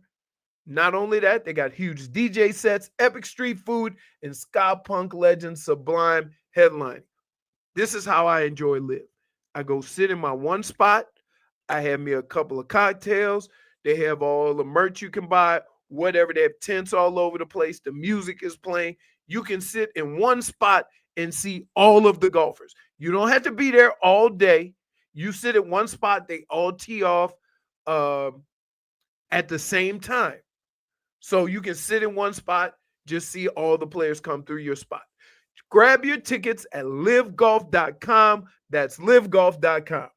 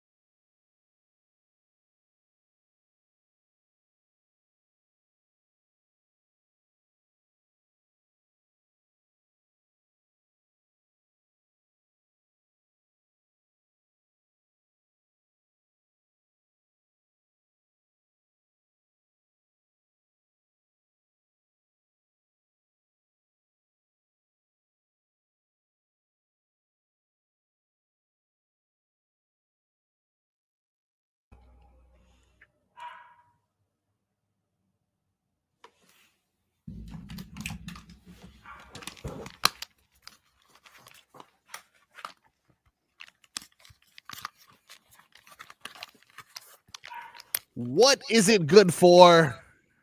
Absolutely nothing. This is the Tobin and Leroy show. Our boy Tobin out. Why are you in witness protection all of a sudden? These cameras. I know, man. It's like a telescope dissecting a frog every time he does that, man. Frog week. You gotta respect me. It's frog week. Yeah. Hey, so my daughter in the lab. My daughter hung out with her intangible side today. I mean, this weekend. They went to a place called Bathtub Beach. Sorry, what is it? What is this place called? Bathtub Beach. I don't like it. It's a beach of bathtubs? No, it's surrounded by coral, so it looks like a bathtub. All right. Okay. Yeah, this is in Martin County, Florida. Yeah. They went up there. A lot of good beaches over here too. I just want you to know that. They go 3-hour drive. Yeah, she told me that crab tried to grab her foot and drag her in the water, and I'm like, oh no. I said, "That you sure that was a crab?" She said, "I didn't see it." I said, and guess what? That's why Daddy don't get in the beach. Good in the water. Bathtub Beach. Never heard of this before then. Hey man, I'm telling you. Again. Now, are you considered a Latino intangible or no? Yeah, I think so. Right? Because just based off of my dad. How you in? But just based off of my skin, people would probably assume. Yeah, so. but no, I'm saying this because he don't speak Spanish. No. Listen, and that gets overstated. I think a little much. I think also not in Florida, dude. Okay, fine, but you put me in Georgia, and I may speak the most Spanish for a 30-mile radius everywhere I go. I don't know. What do they do in Georgia? This is Spanish. Wait. Why you? Are you trying to fool people again that you know Spanish? Because you don't. Yeah, see, the only thing Spanish about you is your name. Yeah, Latinos are from intangibles. You grew up in Little Cuba. Doesn't mean that I grew up in Little Cuba. Yeah, okay. It's Cuba with I'll money. have you know, my entire family is Cuban. So in order to communicate with them, I had to learn a certain language. So you're just proving my point. Nope. Because you grew up in Little Cuba. I was raised Cuban. So I'm just enjoying this brown on brown crime going on right now. Yeah. Well, I mean, this is the lightest brown on brown crime you've ever seen, I'm sure. I know. You guys heard. Between JFig and oh my God, JFig was playing ball at the Buckets and Bets, and it was like, oh my God, you're getting 10. It's like I have never seen two people more enthusiastic for son about playing giant beer pong. Look, you put an activity next to me, I'm gonna play. Yeah, and it was competitive too. She came back on one of them. She was down to like the final can. I was down, but not out. Not out. Not out. Although she had to switch up the grandma method she was doing. That was not. I know. Like you looked like you were 80 throwing that thing. So you know why I started doing that? Because I was watching the Netflix show Running Point, I think it's called. And one of the players on the show does the granny. Yeah. And I thought it was funny, so I did it. Well, once she switched to the push shot, that was a wrap. She was a sniper from there. Damn. Did you have fun, Jennifer? It was a blast. I had a blast. I would love to do the show from there every single day. Yeah, from just that area. From just that area with that kind of attention and service. Yes. Yeah. Actually, I saw JFig had to fight off the waiter from taking her sandwich away because service was so good. Wait, so I could tell that he didn't really speak English. Yeah. But why wouldn't you just speak to him in Spanish? I think at one point I did switch to Spanish. Yeah, well, after he tried to grab your sandwich 4 times. Because first I start off saying he goes, yeah? English. If I see you're not understanding me, then I switch to Spanish. Yeah. And then if that doesn't work, then I am hopeless. And I started doing is you shoot him away from taking your sandwich because you said, no, I still have some sandwich left. Please get away from me. You took one. Don't touch my sandwich. You took one more bite and then threw it away. And then ended up throwing it away. No, I didn't. What? Because no way you didn't finish it. Yes, I did. I finished everything. Vlad. No, that was the second. Let me tell you something. Soon as Vlad, I want to apologize for me and Tobin because we left you hanging on a couple of segments. But I gotta tell you that every time somebody came through them doors with a different item of food, yeah, it was like, where'd you? When I came back with a blondie. And Marcos about lost his mind. Where is that? I didn't even know there was a dessert table. No, there's look, a snack table. There's a dessert I table. understand. The dessert table was being there. I understand. It was just too much things. Like, I want to shoot basketballs. Yes. Yeah. I want to do beer pong. I want to go eat. I want to lay bets. It was just I want to look nachos. at the there was a lot of distractions. But my only problem with you guys, there was 6 of you there, including the engineer. Wasn't me that time. and nobody could say, "Hey, we're back." But that day, I will say, the speakers were all the way down. So then the next day, to not get you angry, I told Tree, please turn on the speakers. And everybody was on time. But there was if it was only like 2, I understand, but it was 6 of you guys there, including the engineer. So somebody technically I wasn't sitting down, so I didn't see any of that. Hey, everybody else was there, and they weren't looking. I get it. I would. You finally get it. I honestly wish they were doing it again this weekend. Oh, dude, I was thinking, why can't we do it in 2016 Elite 8? Hey, it's a lot of money. It was a lot of money the Hard Rock put down. Hey, I don't care. That was. I'm trying to think of what other events we could do it for, but that's really the only way you can do how it. come we don't do that for the Super Bowl? I did think like a Super Bowl party would be cool. That'd be cool. I'll suggest it. Thank you. I appreciate that. You're welcome. As it is 15 minutes of Heat, and as I did promise to give away Heat tickets, I want the opinion. Do we give this man a redemption video? Do we ban number 22s from being worn that day? Oh, come on. Hold on, wait, question. Why would you want to give him a video if he lost his joy here? So he's going to be looking at the video, reminding himself of all the joy he lost. Let me ask you guys one simple question. Joy he lost. Let me ask you this question. Team Petty. Yes. If the Miami Heat was 17-4 since the Jimmy Butler trade instead of 4-17, still would you be feeling the same way? No. Yes. Yes. I'd be like, man, we'll throw him I'm not rewarding you for your actions. Right? Like if you didn't play for us or didn't want to play for us for whatever reason, it has nothing to do with how well or bad we're doing right now. I'm not celebrating you. I'm not celebrating you for the way you treated the franchise. It ain't got nothing to do with being petty. Let's check what this like here's what they're gonna do. They're gonna give him a tribute video so they can say we taking the high road. But no. 305-567-0560 Heat fans, get in here. Want to know what you're thinking. Do we give Jimmy Butler a video tomorrow? Do we raise or lower the prices of coffee?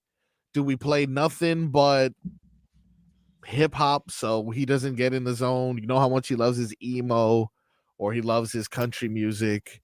It's emo. It's emo now. It is emo. If for some reason you feel he does deserve it or you love Jimmy, I want to remind you this. Wait a minute, let me ask you a question before you get into that. Is it because Gaffman says Vlad, the Heat rules are no video unless you got a heated championship? Is that true? No, that can't be true. No, because we just had someone recently who we gave a video that definitely was it Precious? Was it Goran? No, Goran definitely deserves video. We love our boy Goran, but that's a good question. I just think it's too soon to celebrate somebody for your franchise that it ended the way it did for whatever reason. All right, I'm fine with that. But then if you don't do it now, don't do it at all. Don't ever do it. I'm fine with that. Tuesday night, Jimmy Butler returns But Saturday night, Jimmy Butler quoted, "Another game for me," in regards to his return to Miami. Another game that they're expected to win. So treat it like another game then. No, Butler, we gonna treat it like another game too. Butler wasn't done, as he continued to say, "We were all right. We didn't win like we were supposed to. We made some cool runs. We had some fun." He did mention that he did love the fan base. The fan base, has been there for him. But right now, he says, "I was traded from there, yada, yada, yada. Yeah, it didn't end the way people wanted to, yada, yada, yada. But that's so far behind me now, I don't even think about it." So, just another game for old Jimmy Butler. Apparently. I ain't reading that. Oh, I ain't don't read it. Don't read it. I ain't touching that, B. I ain't. Yeah. Another game. I just had to say it. That explains a lot. He ain't give but 2 minutes a game. Wow. Okay, hold on. Let's just give out the tickets or something, you know? All right, let's go ahead and give those tickets out. 305-567-0560. I will give out a family 4-pack of Miami Heat tickets. JFig, give me a caller. What the hell is this story that you just posted? I think. Stop it. Okay, caller number 5. Adamantly denying. Okay, adamantly denying. Caller number 5. Caller number 5. Right now, you win 4 tickets. 4 tickets to the Miami Heat game. Leroy, do you know when this game is? He doesn't know. I just wanted to throw him under the bus. This game is for the Grizzlies on April 3rd. Which he proved you wrong. That is caller number 5. Caller number 5 right now. So it's next week. Yeah, it's next week. When we come back, Leroy is going to hand out his game balls and game bums.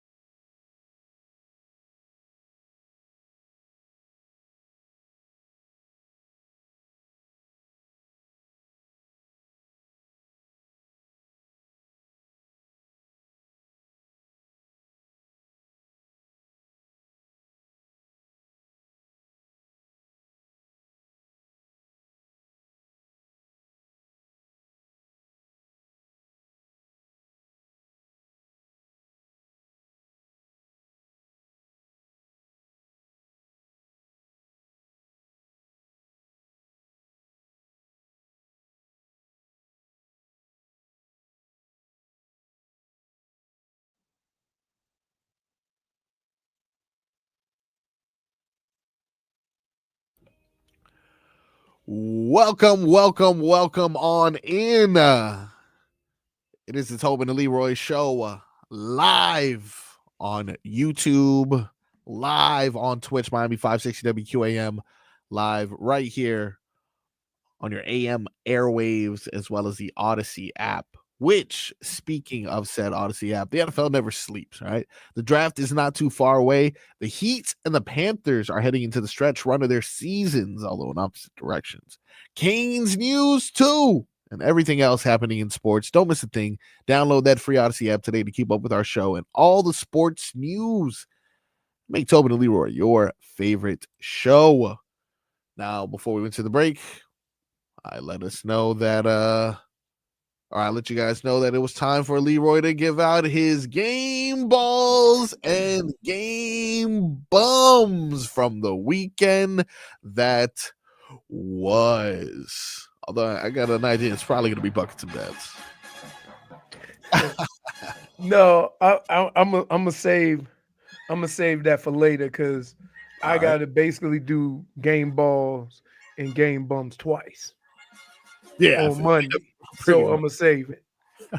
But my game ball gonna go to winning Miami, winning South Florida yesterday. You had the Panthers win a nail biter in a shootout. It felt good to have the Heat win a game where you're not at the edge of your seat wondering how they're gonna blow it at the end. So it was a relaxing Sunday, along with all the basketball, right? My game bum has to go to Justin Thomas. Bum. Justin Thomas, golfer. Should have known. I thought you would have given it to the guy who organized your charity event that started in 20 minutes later because he was reading the rules. Hey, yeah. My boy Keith, you can't. Vlad understands this. I'm not gonna say it. Yeah. But Vlad understands that there's certain people in this world that treat starting times as a mere suggestion. Saturday, we were supposed to tee off at 12:45. We teed off a little after 1 because of the announcements.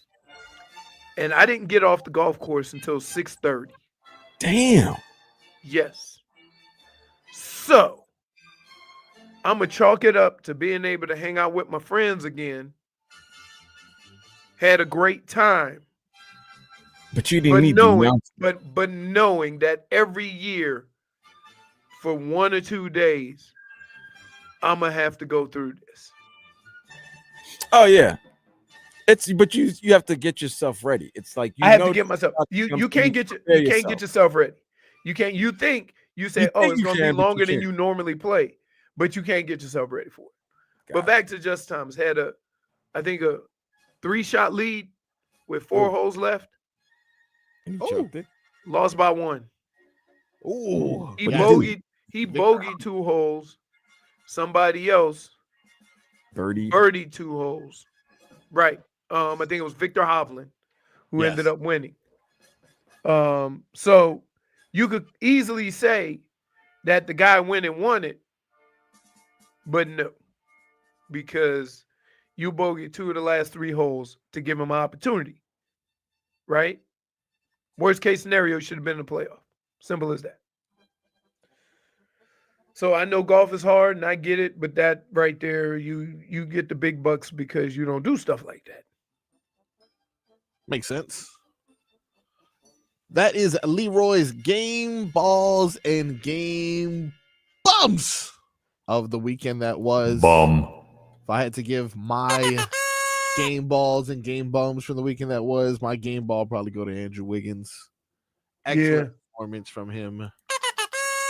Absolutely amazing. My game bum will probably go to that dirty, rotten snake who used and abused McNeese State for publicity, and then first opportunity he had. Come on, man. Why are you gonna be? That's your child. First opportunity he had to leave. He said, "I'm out of here, deuces." So all the basketball going on this year, deuces. The only guy that got an NIL deal was the trainer. Was it? I mean, the six figures. Yeah. For what? The manager, for the team what, manager, Leroy? For for getting them hype. What? Forget it for being a cool guy, for being lit, for being one of the guys. Apparently, no. Can I give a game bum? Game ball, please do. Game ball to our boy Tobin. Toby, oh yeah, for his great job by him.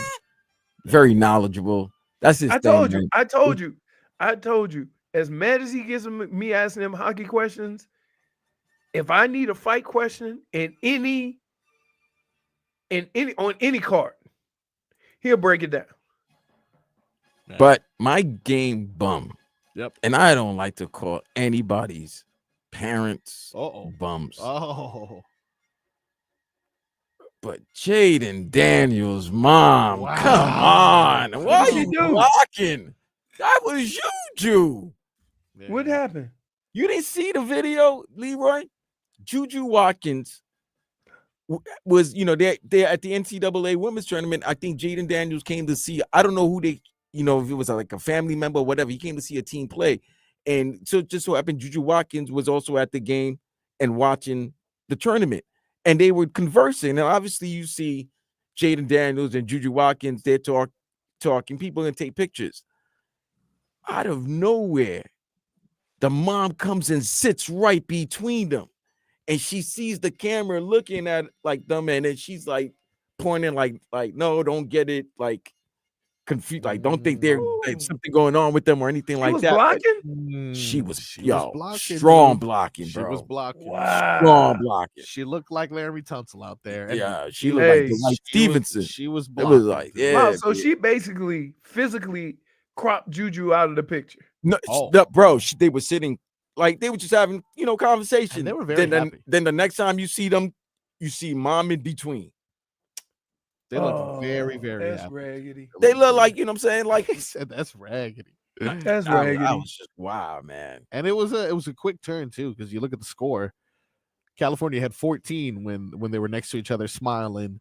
California had 19, and the smiles had gone away, and Mama Daniels was in between them at that point. I know protect the assets at all costs, but geez, I would like to complain. They're in a different spot. But I'm telling you, there's been many times I had to do some push-ups and some crunches and baby oil all over my body to go outside and break up some closelessness with my daughter. No, that's understandable. But would you do that with, let's say, for example, Fonz was sitting next to arguably the best women's basketball player.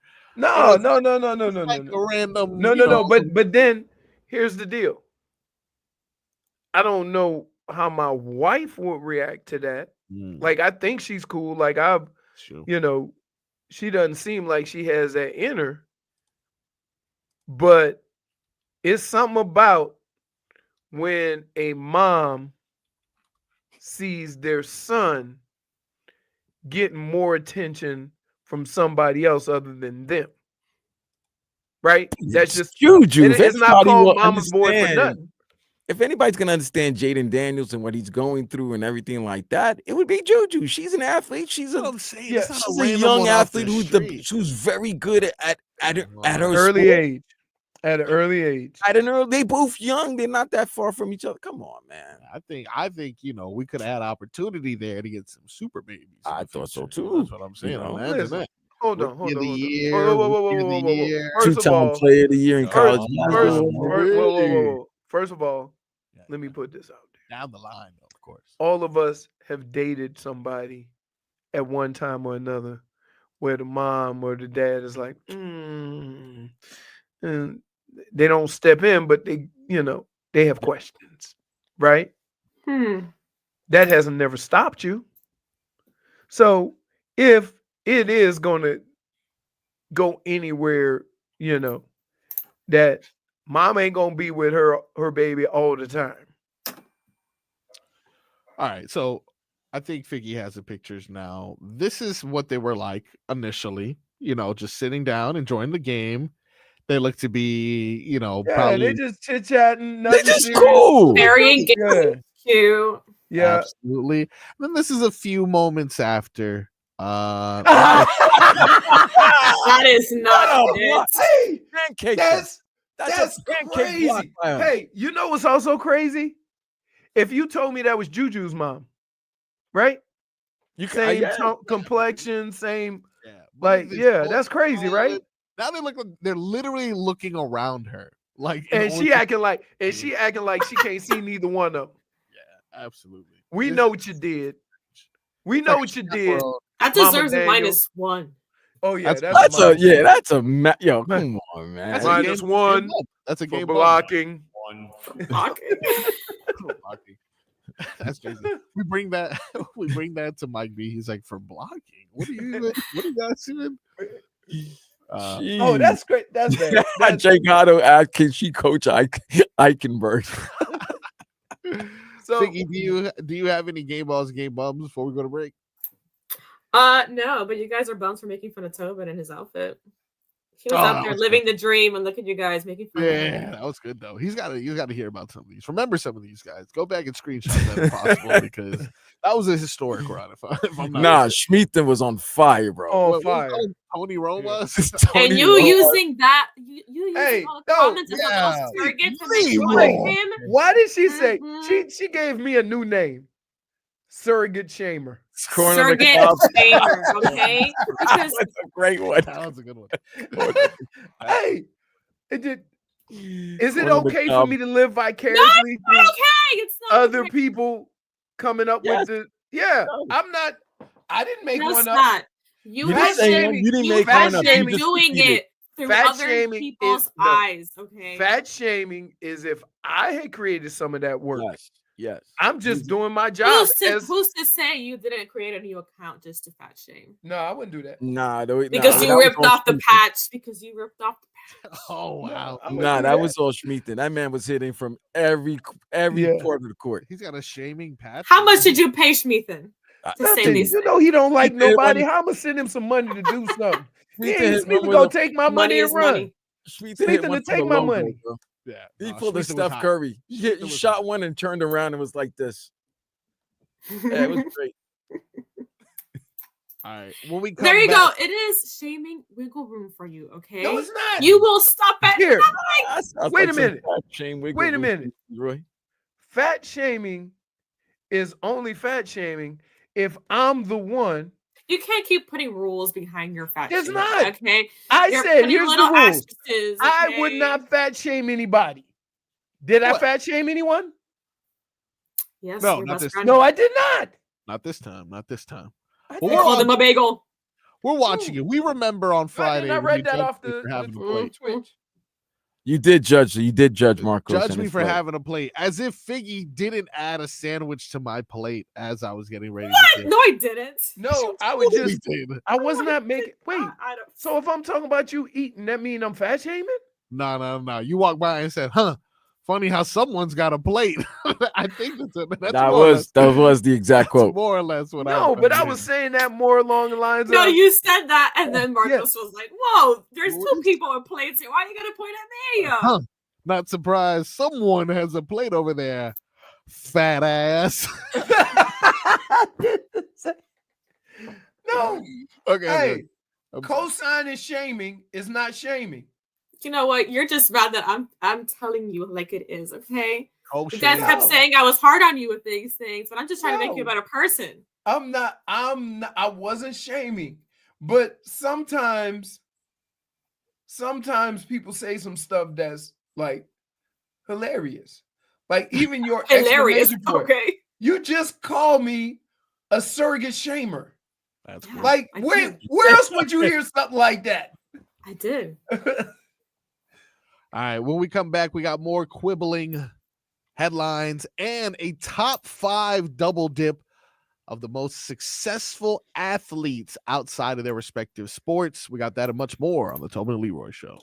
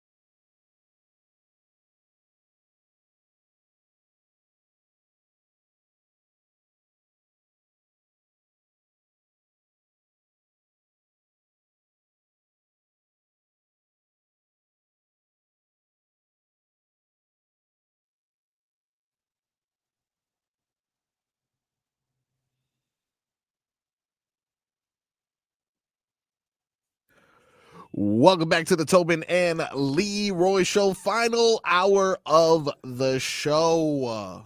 It's Frog Week. Tomorrow we're having imaging. You guys ever seen those Planet Earth documentaries or those?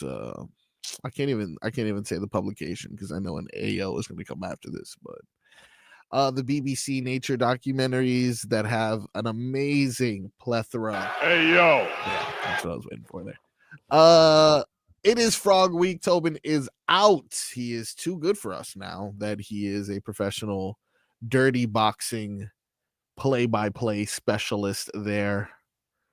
But have no fear, we will be holding things down, which means, just like normally, let's go ahead and get into these headlines. These headlines are brought to you by Doral Volkswagen. At Doral Volkswagen, choose from over 300 new Volkswagen models in stock, like the Tiguan, Taos, and Atlas. And remember, when it comes to Volkswagen, the great deals are at Doral Volkswagen. We mentioned it. The Cats split the weekend. Are back in action this upcoming Friday. The Miami Heat snapped the streak and have arguably the biggest game of the season coming up against Jimmy Butler. That's for the petty fans, not for any sort of standings or any sort of implication on the draft. Simply for the petty. It's almost like those seasons you had with the Dolphins or the Canes where they're losing and you're just like, as long as they beat FSU or as long as we beat the Jets, as long as we beat the Patriots, I'll be okay with it. So it's kind of that feeling this past year. How did it work out? As long as we beat Ohio State. Still one. But every time you see an Ohio State fan, though, you do claim to be the champion, and you do say you didn't want the coach. Hey, Vlad, I didn't put this out there. What do fans say? You want to beat the champ? You want to beat the champ? You got to beat the champ. Hey, man, to beat a man, you got to beat the man. That's what I heard. So, Michigan beat Ohio State. What does that make us? Champion, baby. That's it. I like it. Oh, well, here's the thing. If you've beaten somebody 4 times, it's right. 4 in a row. So you can go ahead on and have your little trophy. And you can say you won a national championship. But keep in mind, just drop it off in Michigan. That's right. Got some birthdays today. We didn't mention any birthdays. I just want to hear the list of birthdays we got for today. Let's start things off with Peyton Manning. Peyton Manning with a birthday today. Right. Happy birthday. He's probably somewhere making a funny commercial. Maybe he's going yet? Omaha Steaks, maybe? Omaha, probably. Is he 50 yet? He's got to be past 50. 49. Really? Yeah. Oh, my God. Yeah, absolutely. We got Chris Bosh. Chris Bosh celebrating a birthday today. That should have been first. What's wrong with you, man? Chris Bosh, wait, let me guess. Yeah. 42? 41. 41. All right. Pretty good. DeMar Hamlin celebrating a birthday today. Oh, man. Every day. 27? Yeah, right? Really? Yeah. 27. I'm sure he's happy. He's happy to see 27 after that scary. Yeah, but that's what I'm saying. Like all birthdays are different.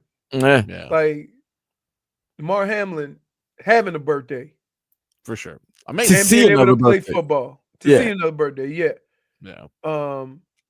Peyton, you just have to walk around him to make eye contact. Because his neck. Gravitational pull. And Bosh been living his best life. So yeah, Bosh. Once he accepted the fact he couldn't play basketball no more. What's that? The first 3 names you name, 2 guys had heart issues, and then one guy had a neck issue. Bosh didn't have a heart issue. Blood clot. Yeah, but that's not. I mean, not heart. I'm sorry. He had blood clot issue. But just some sort of health issue. Yes, he had health issue. Where he could, but the difference is that he couldn't play basketball anymore. Yeah. Another notable name for birthday. Wasn't this guy canceled? Tommy Hilfiger. Can't remember. He was canceled? Yeah, I feel like at some point people were like, he was hey man, big part of my childhood. Yeah, Tommy. Polo. Yeah. How about this one? Harry Houdini. Best magician of all time? I mean, didn't he die doing the I like David Blaine. I like David Blaine. I'm not gonna lie to you. I ain't gonna hold you. David Blaine's that guy. I bet you JFig likes David Blaine. Yeah, totally. Why would you say that? Emo. You know what? David Blaine is goth. And Chris Angel, emo. You know why? Chris Angel, so emotional about it. All up in your face. Oh, he did get canceled because at first, I don't know if you want to say canceled, but he did say his jeans wasn't for black people. Yeah, he wasn't rock. But the same, I think Ralph Lauren said the same thing as well. Correct. So yeah, both And designs. let's put it this way. Yeah. They don't make clothes for shapely individuals. Yeah. I mean, so does half of China. But what are we going to do about that? Yeah, we make so. And let me explain. So, if I wore pants according to my waist, yeah, I would wear like 33s. Yeah. Right? 32, 33. Oh, during that time we were wearing 30, like we were back wearing baggy. You love baggy that number. jeans. Right. Huh? But I can't. My fat legs and ass ain't fitting in no 33s or 32s because they make everything slim fit. Yeah. So I got to buy pants, have them taken in, and whatever. Yeah. So when you go to certain brands, I don't even worry about getting them because I know they built skinny fit. They fit Vlad. I agree with So that. It's hard to Vlad find ain't never things. had a problem getting in Tommy Hilfiger or anything like that because Yeah, but Vlad wasn't wearing that at that time. Vlad was he wearing was wearing the baggy stuff. Yeah, Vlad was wearing 4 sizes bigger than he should have. Yeah. So my only question 32 now is, wearing his Leroy, 36. What's wrong with me at that time? do you want some fries with that shake? That's essentially the only question. You were trying to, was that him saying he was that him shaming? I don't know. He was shaming himself. I was telling the story. No, I'm not fat, but like my waist is I know what you were tiny. trying to say. That's why I didn't really say anything. I'm like, I don't know why I'm built like Baby Got Back. Little in the middle, but he got much back. Last famous birthday, Undertaker. Oh, the dead man. Oh, he's 56, 57? Ooh, that's a good guess. That is 60 years old. Oh, 60, good God. right. Yeah, good. Yeah. Thank God he's not no longer in the ring. Yeah. It's it was a rough watch his last couple years. WWE is doing their thing right now anyway, so that's good. They got it all. Leroy, are you auditioning for Astron? That's what's It's the right time to do it. Spring break. Point. Let me That- tell you something. that's happening all If- across if- Florida right now. If I were to do something like that, that would be like just putting a piece of bait on a line and not fishing for anything in particular. Right? You don't know what's gonna bite that line. Anywhere from a carp to a marlin to whatever. No, you don't just go shake your booty for everybody. Can't do it. Plus, I believe it was a great Mahatma Gandhi who said, "I don't think you're ready for this jelly." -1. Please. Hey, wait. When you said Mahatma Gandhi, Vlad looked over for the button. Like he tried to. Did you see that? He said it was the great Mahatma. And Vlad,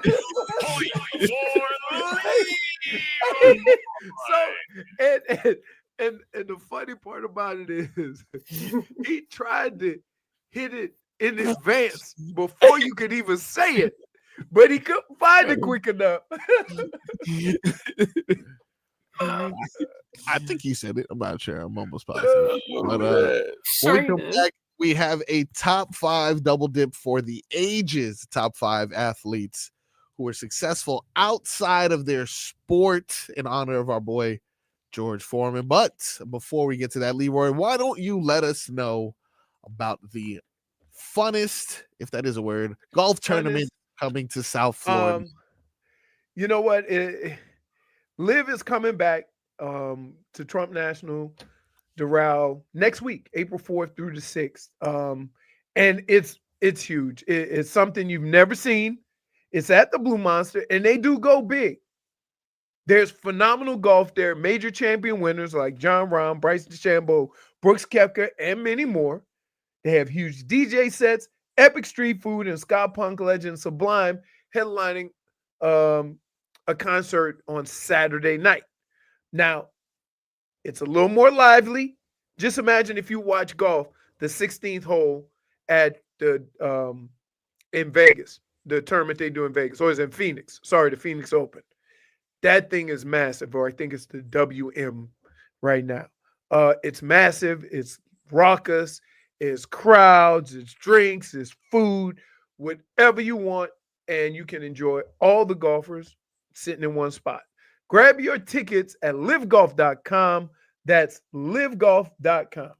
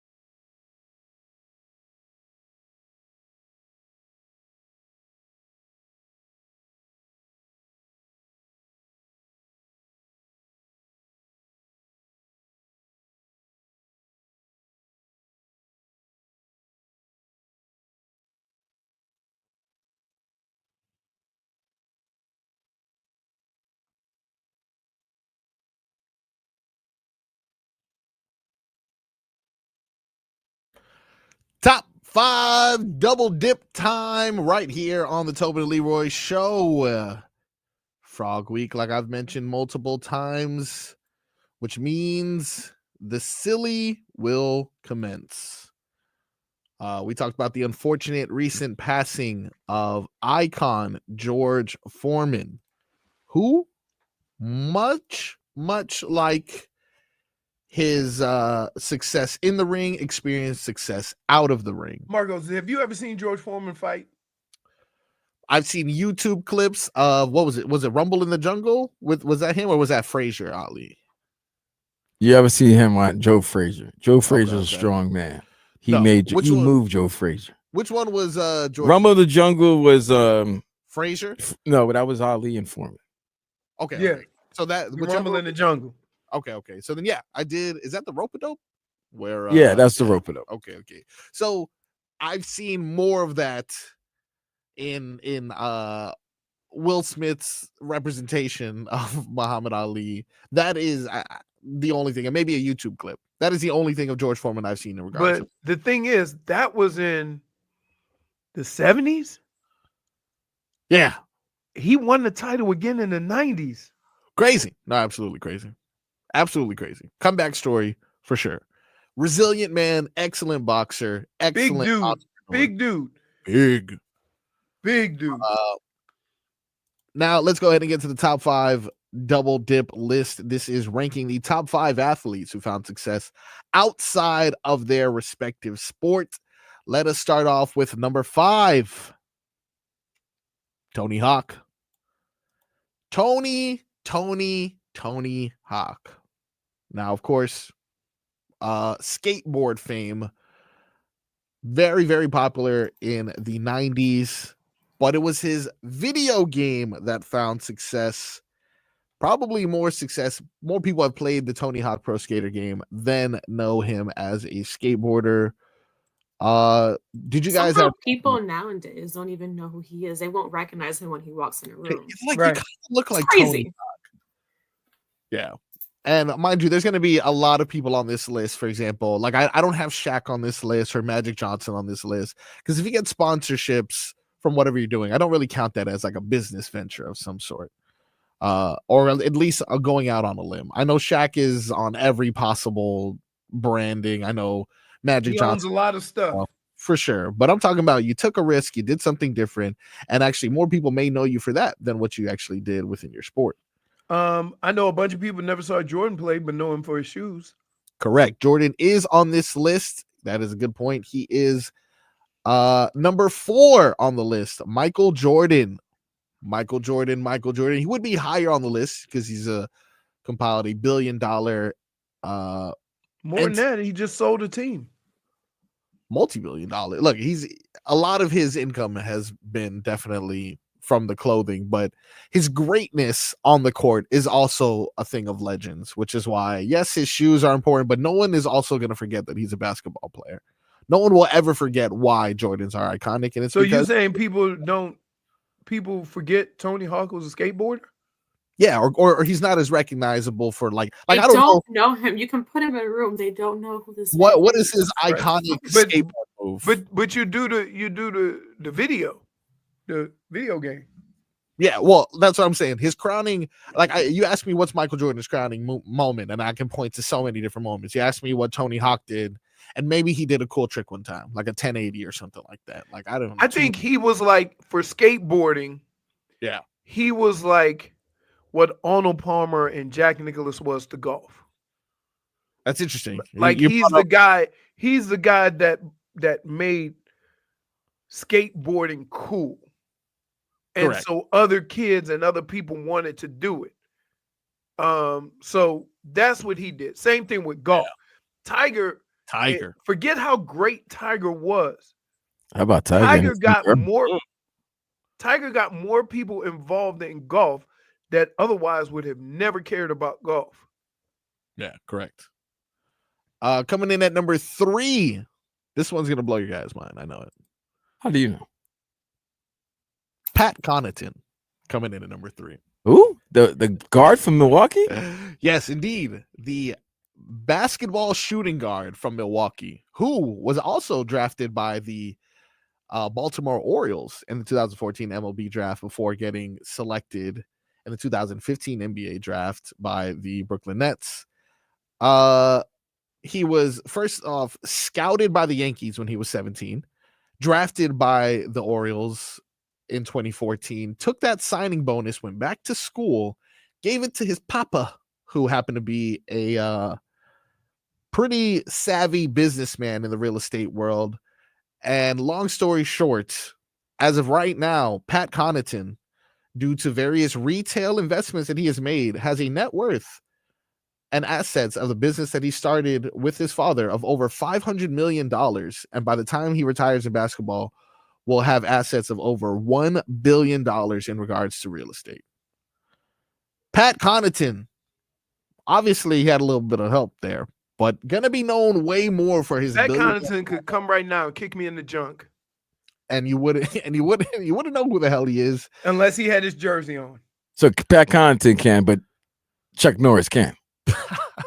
I kick Chuck Norris' ass. I don't know why y'all keep talking about these old people. Keep bringing it up. Bringing it up. I hope one day this gets to him and he challenges you or something. Come on.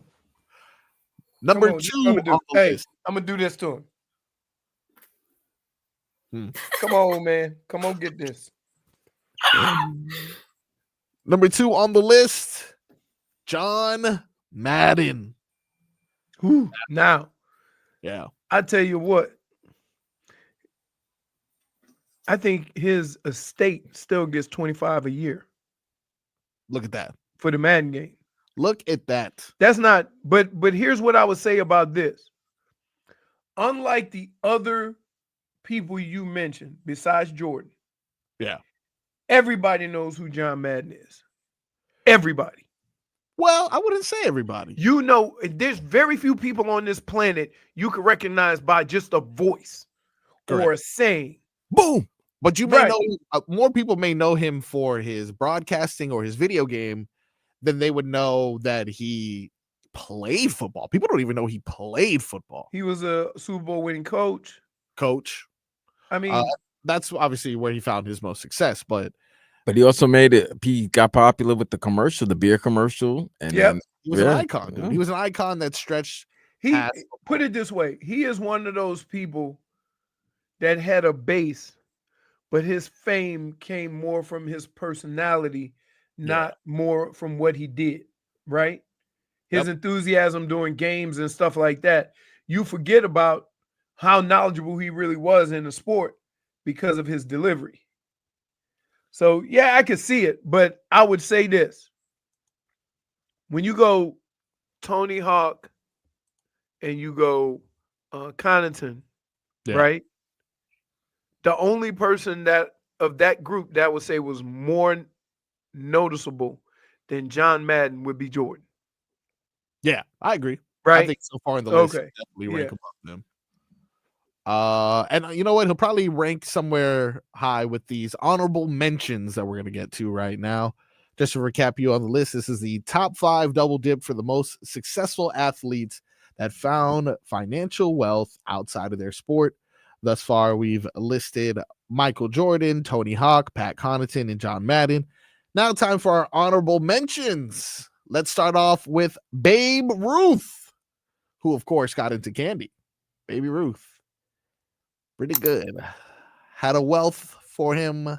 Why are you smiling so much when you say that? Because you would mention somebody that got into the game with candy.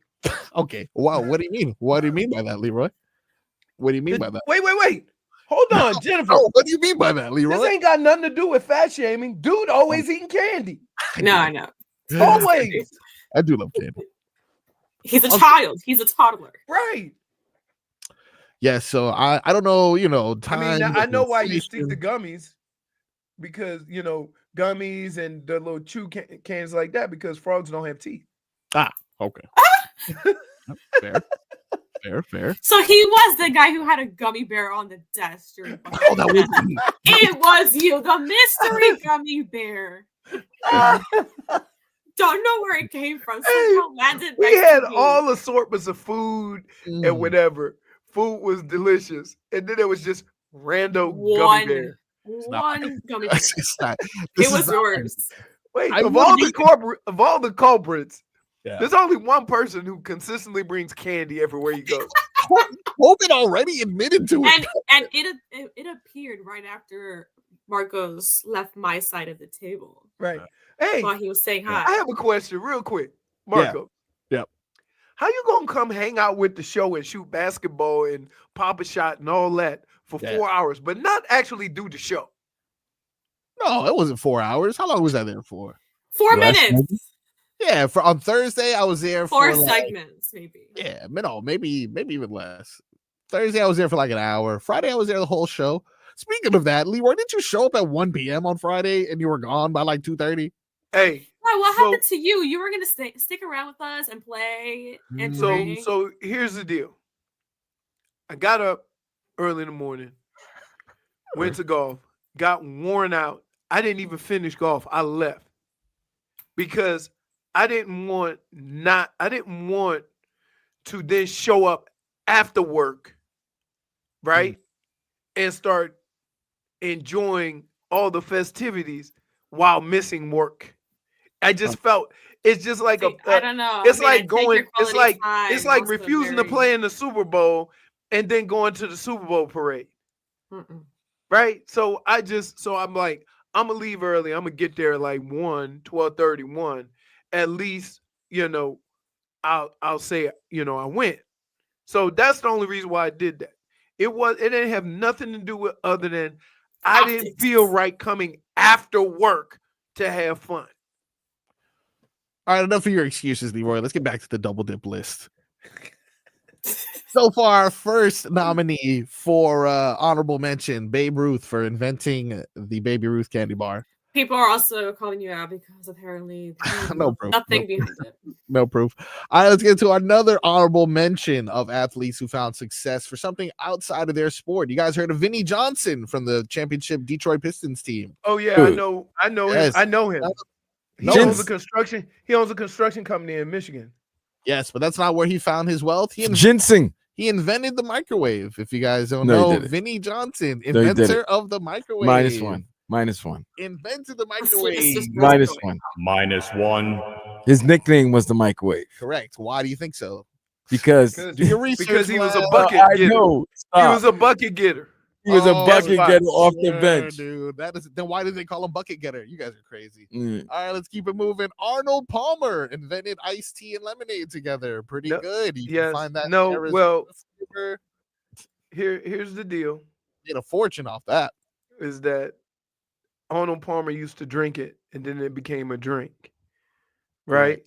And then there's been others. So you know what a Jack Nicholas is? Vodka and ice. No, strawberry lemonade. So those Arizonas, the strawberry lemonade? Yep. That's Jack Nicholas. You know what the John Daly is? Oh, that one. That's whiskey. That's an Arnold Palmer with whiskey. Yeah. See, so Arnold Palmer invented iced tea. He didn't invite it. Oh my God. All right, let's keep going. He does have the actual. What's a more famous drink? The Arnold Palmer or the Shirley Temple? Damn, that's good. I'm gonna say. I met her. Shirley Temple. She was the queen of the Rose Bowl parade one year. Ah, okay. Was she already old then, or was she like? She was in her 50s. Oh, okay. So, yeah. And then one year was Pele. Pele. Oh, okay. Yeah, you kicked it with Pele. Nice. I don't remember who it was the other year. You go so many times, you lose, like yeah. I've been there so many times, I went to 3 Rose Bowls, dude. It's impressive. No, the old don't love Shirley Temple. Shirley Temple is for like kids. That's when kid. You go and when you have drinks or whatever, and you say, "Bring my daughter to Shirley Temple." I never had one of those. It is Sprite, grenadine, and a cherry. Final honorable mention: Tim Horton, hockey player. Oh, Hortons. Oh yeah. Yes. Horton Hears a Who. He wrote that book. I And knew he was gonna say that. Oh my I children's knew. novel that is well respected. -1. Well So respected. you know, you go up to Canada, they're everywhere like Dunks. Yes, he has right? over 4,000 stores, even though he passed. But here's what I would say. Yes.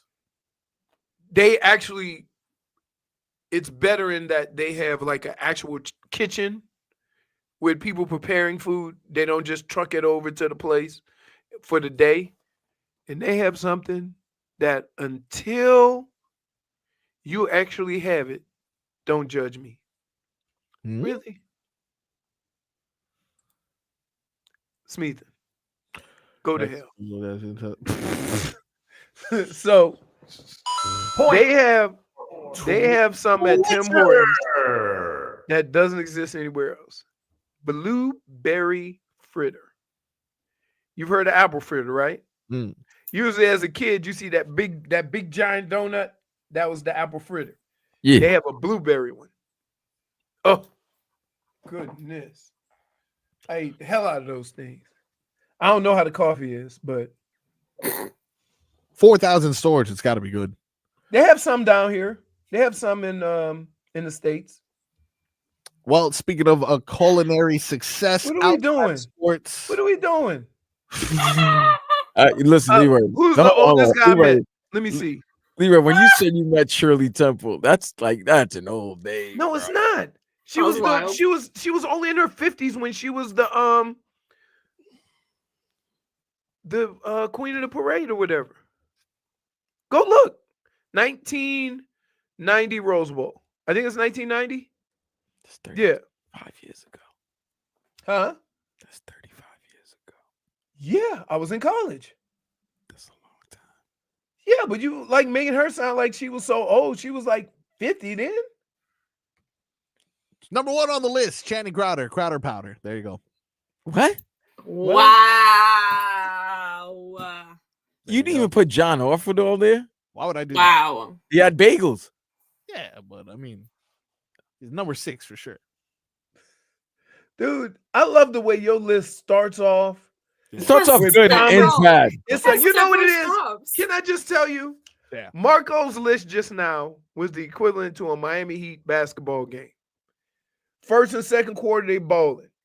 Yeah. They doing the thing, making shots from everywhere. Third quarter, they hanging on. Fourth quarter, single digits. That's what your list just did. You know what you gave us single digits for you had that list already written up. You didn't even give us, like Steven said, you didn't even give us Bo Camper. He had a dealership. He has a Bo Camper's restaurant. This is the thing. You guys with your ADD.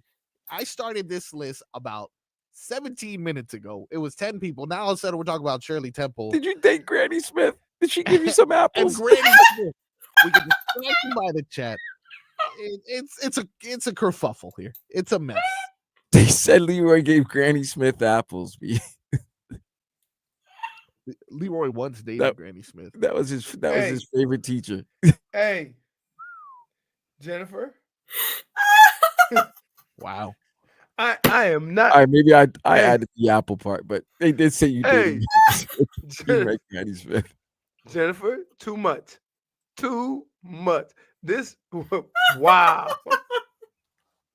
Wow. Okay. Are we really calling one chain of restaurants? I mean, there's 3. What are you so mad at, Stun Steve? Jesus Christ. It's good. We don't. Hey, you still have to Bo Camper. What do you have? And you're out here talking about Crowder powder. He just started it. Crowder powder available in all stores except for every store. It's only available at his website, crowderpowder.com.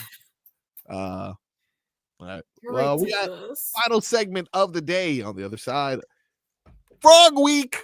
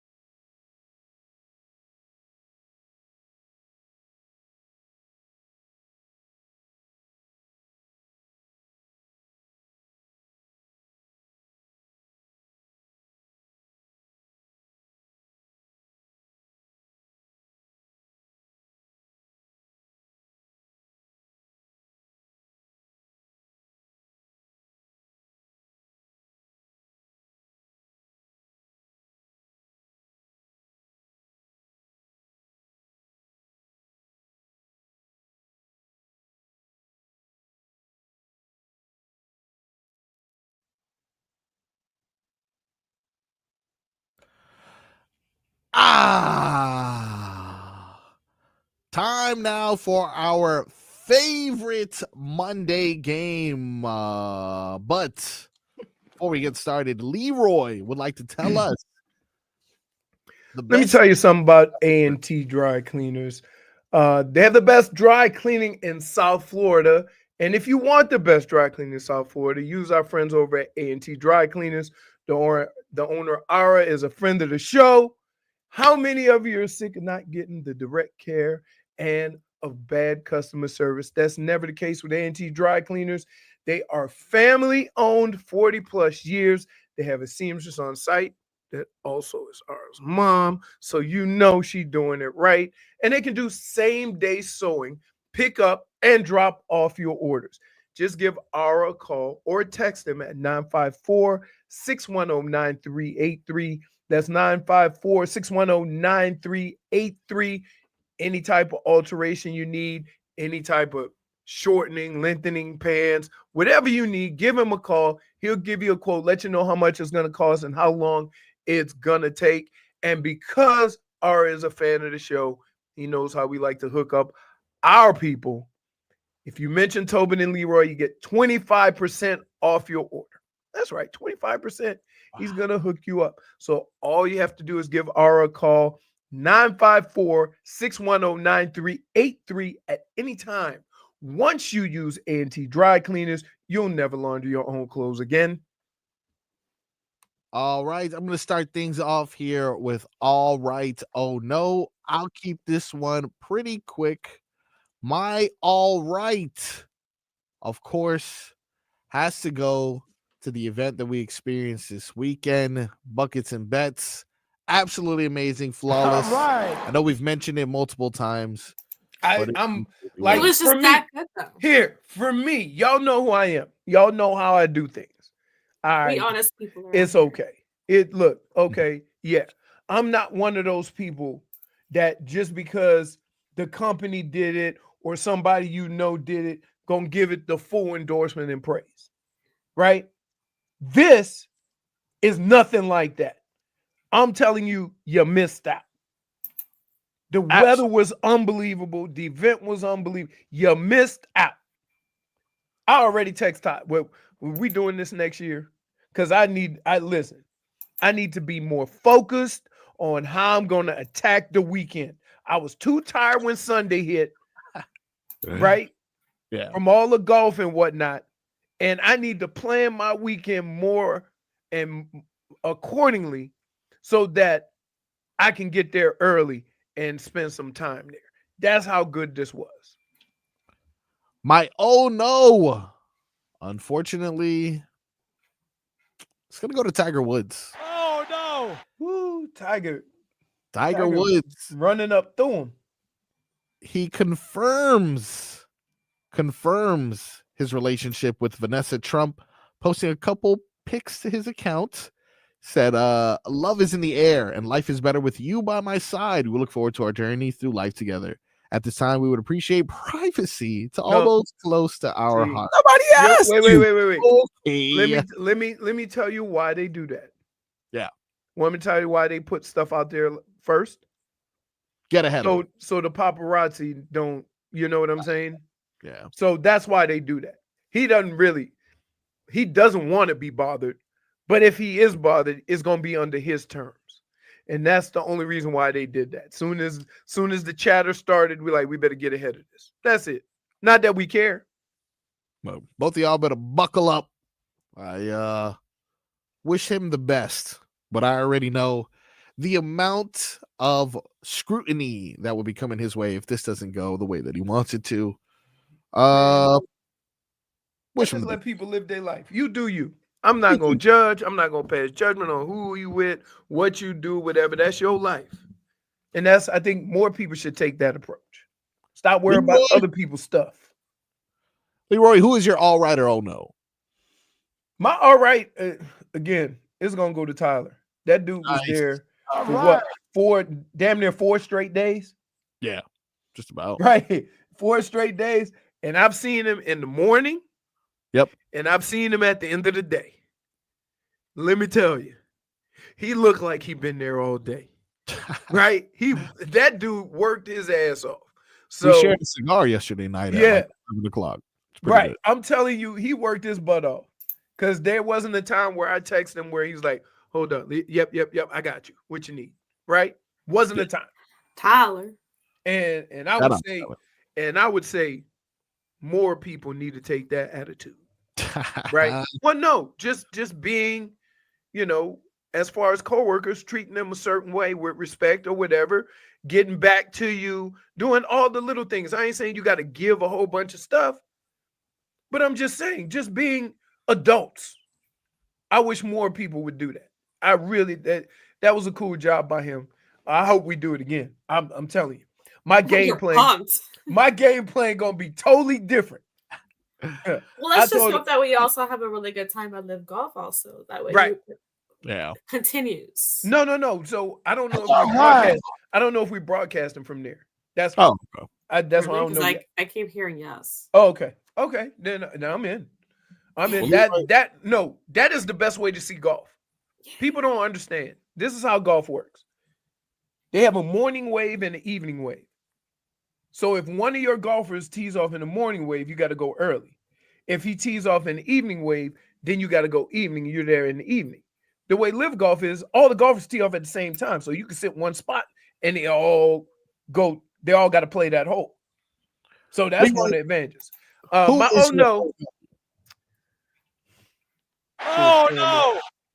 George Foreman. Yeah. Really likable dude. Who didn't cheer for George Foreman? When George Foreman made his comeback, he got more fans then than he did when he was fighting Muhammad Ali and all those guys. He wasn't like in the 70s. He wasn't liked. And so for people, how else can I put it? Think of the turnaround Tyson had. Not because of all the off-field stuff, but just what people thought of Tyson early on in his career and how they feel about Tyson now.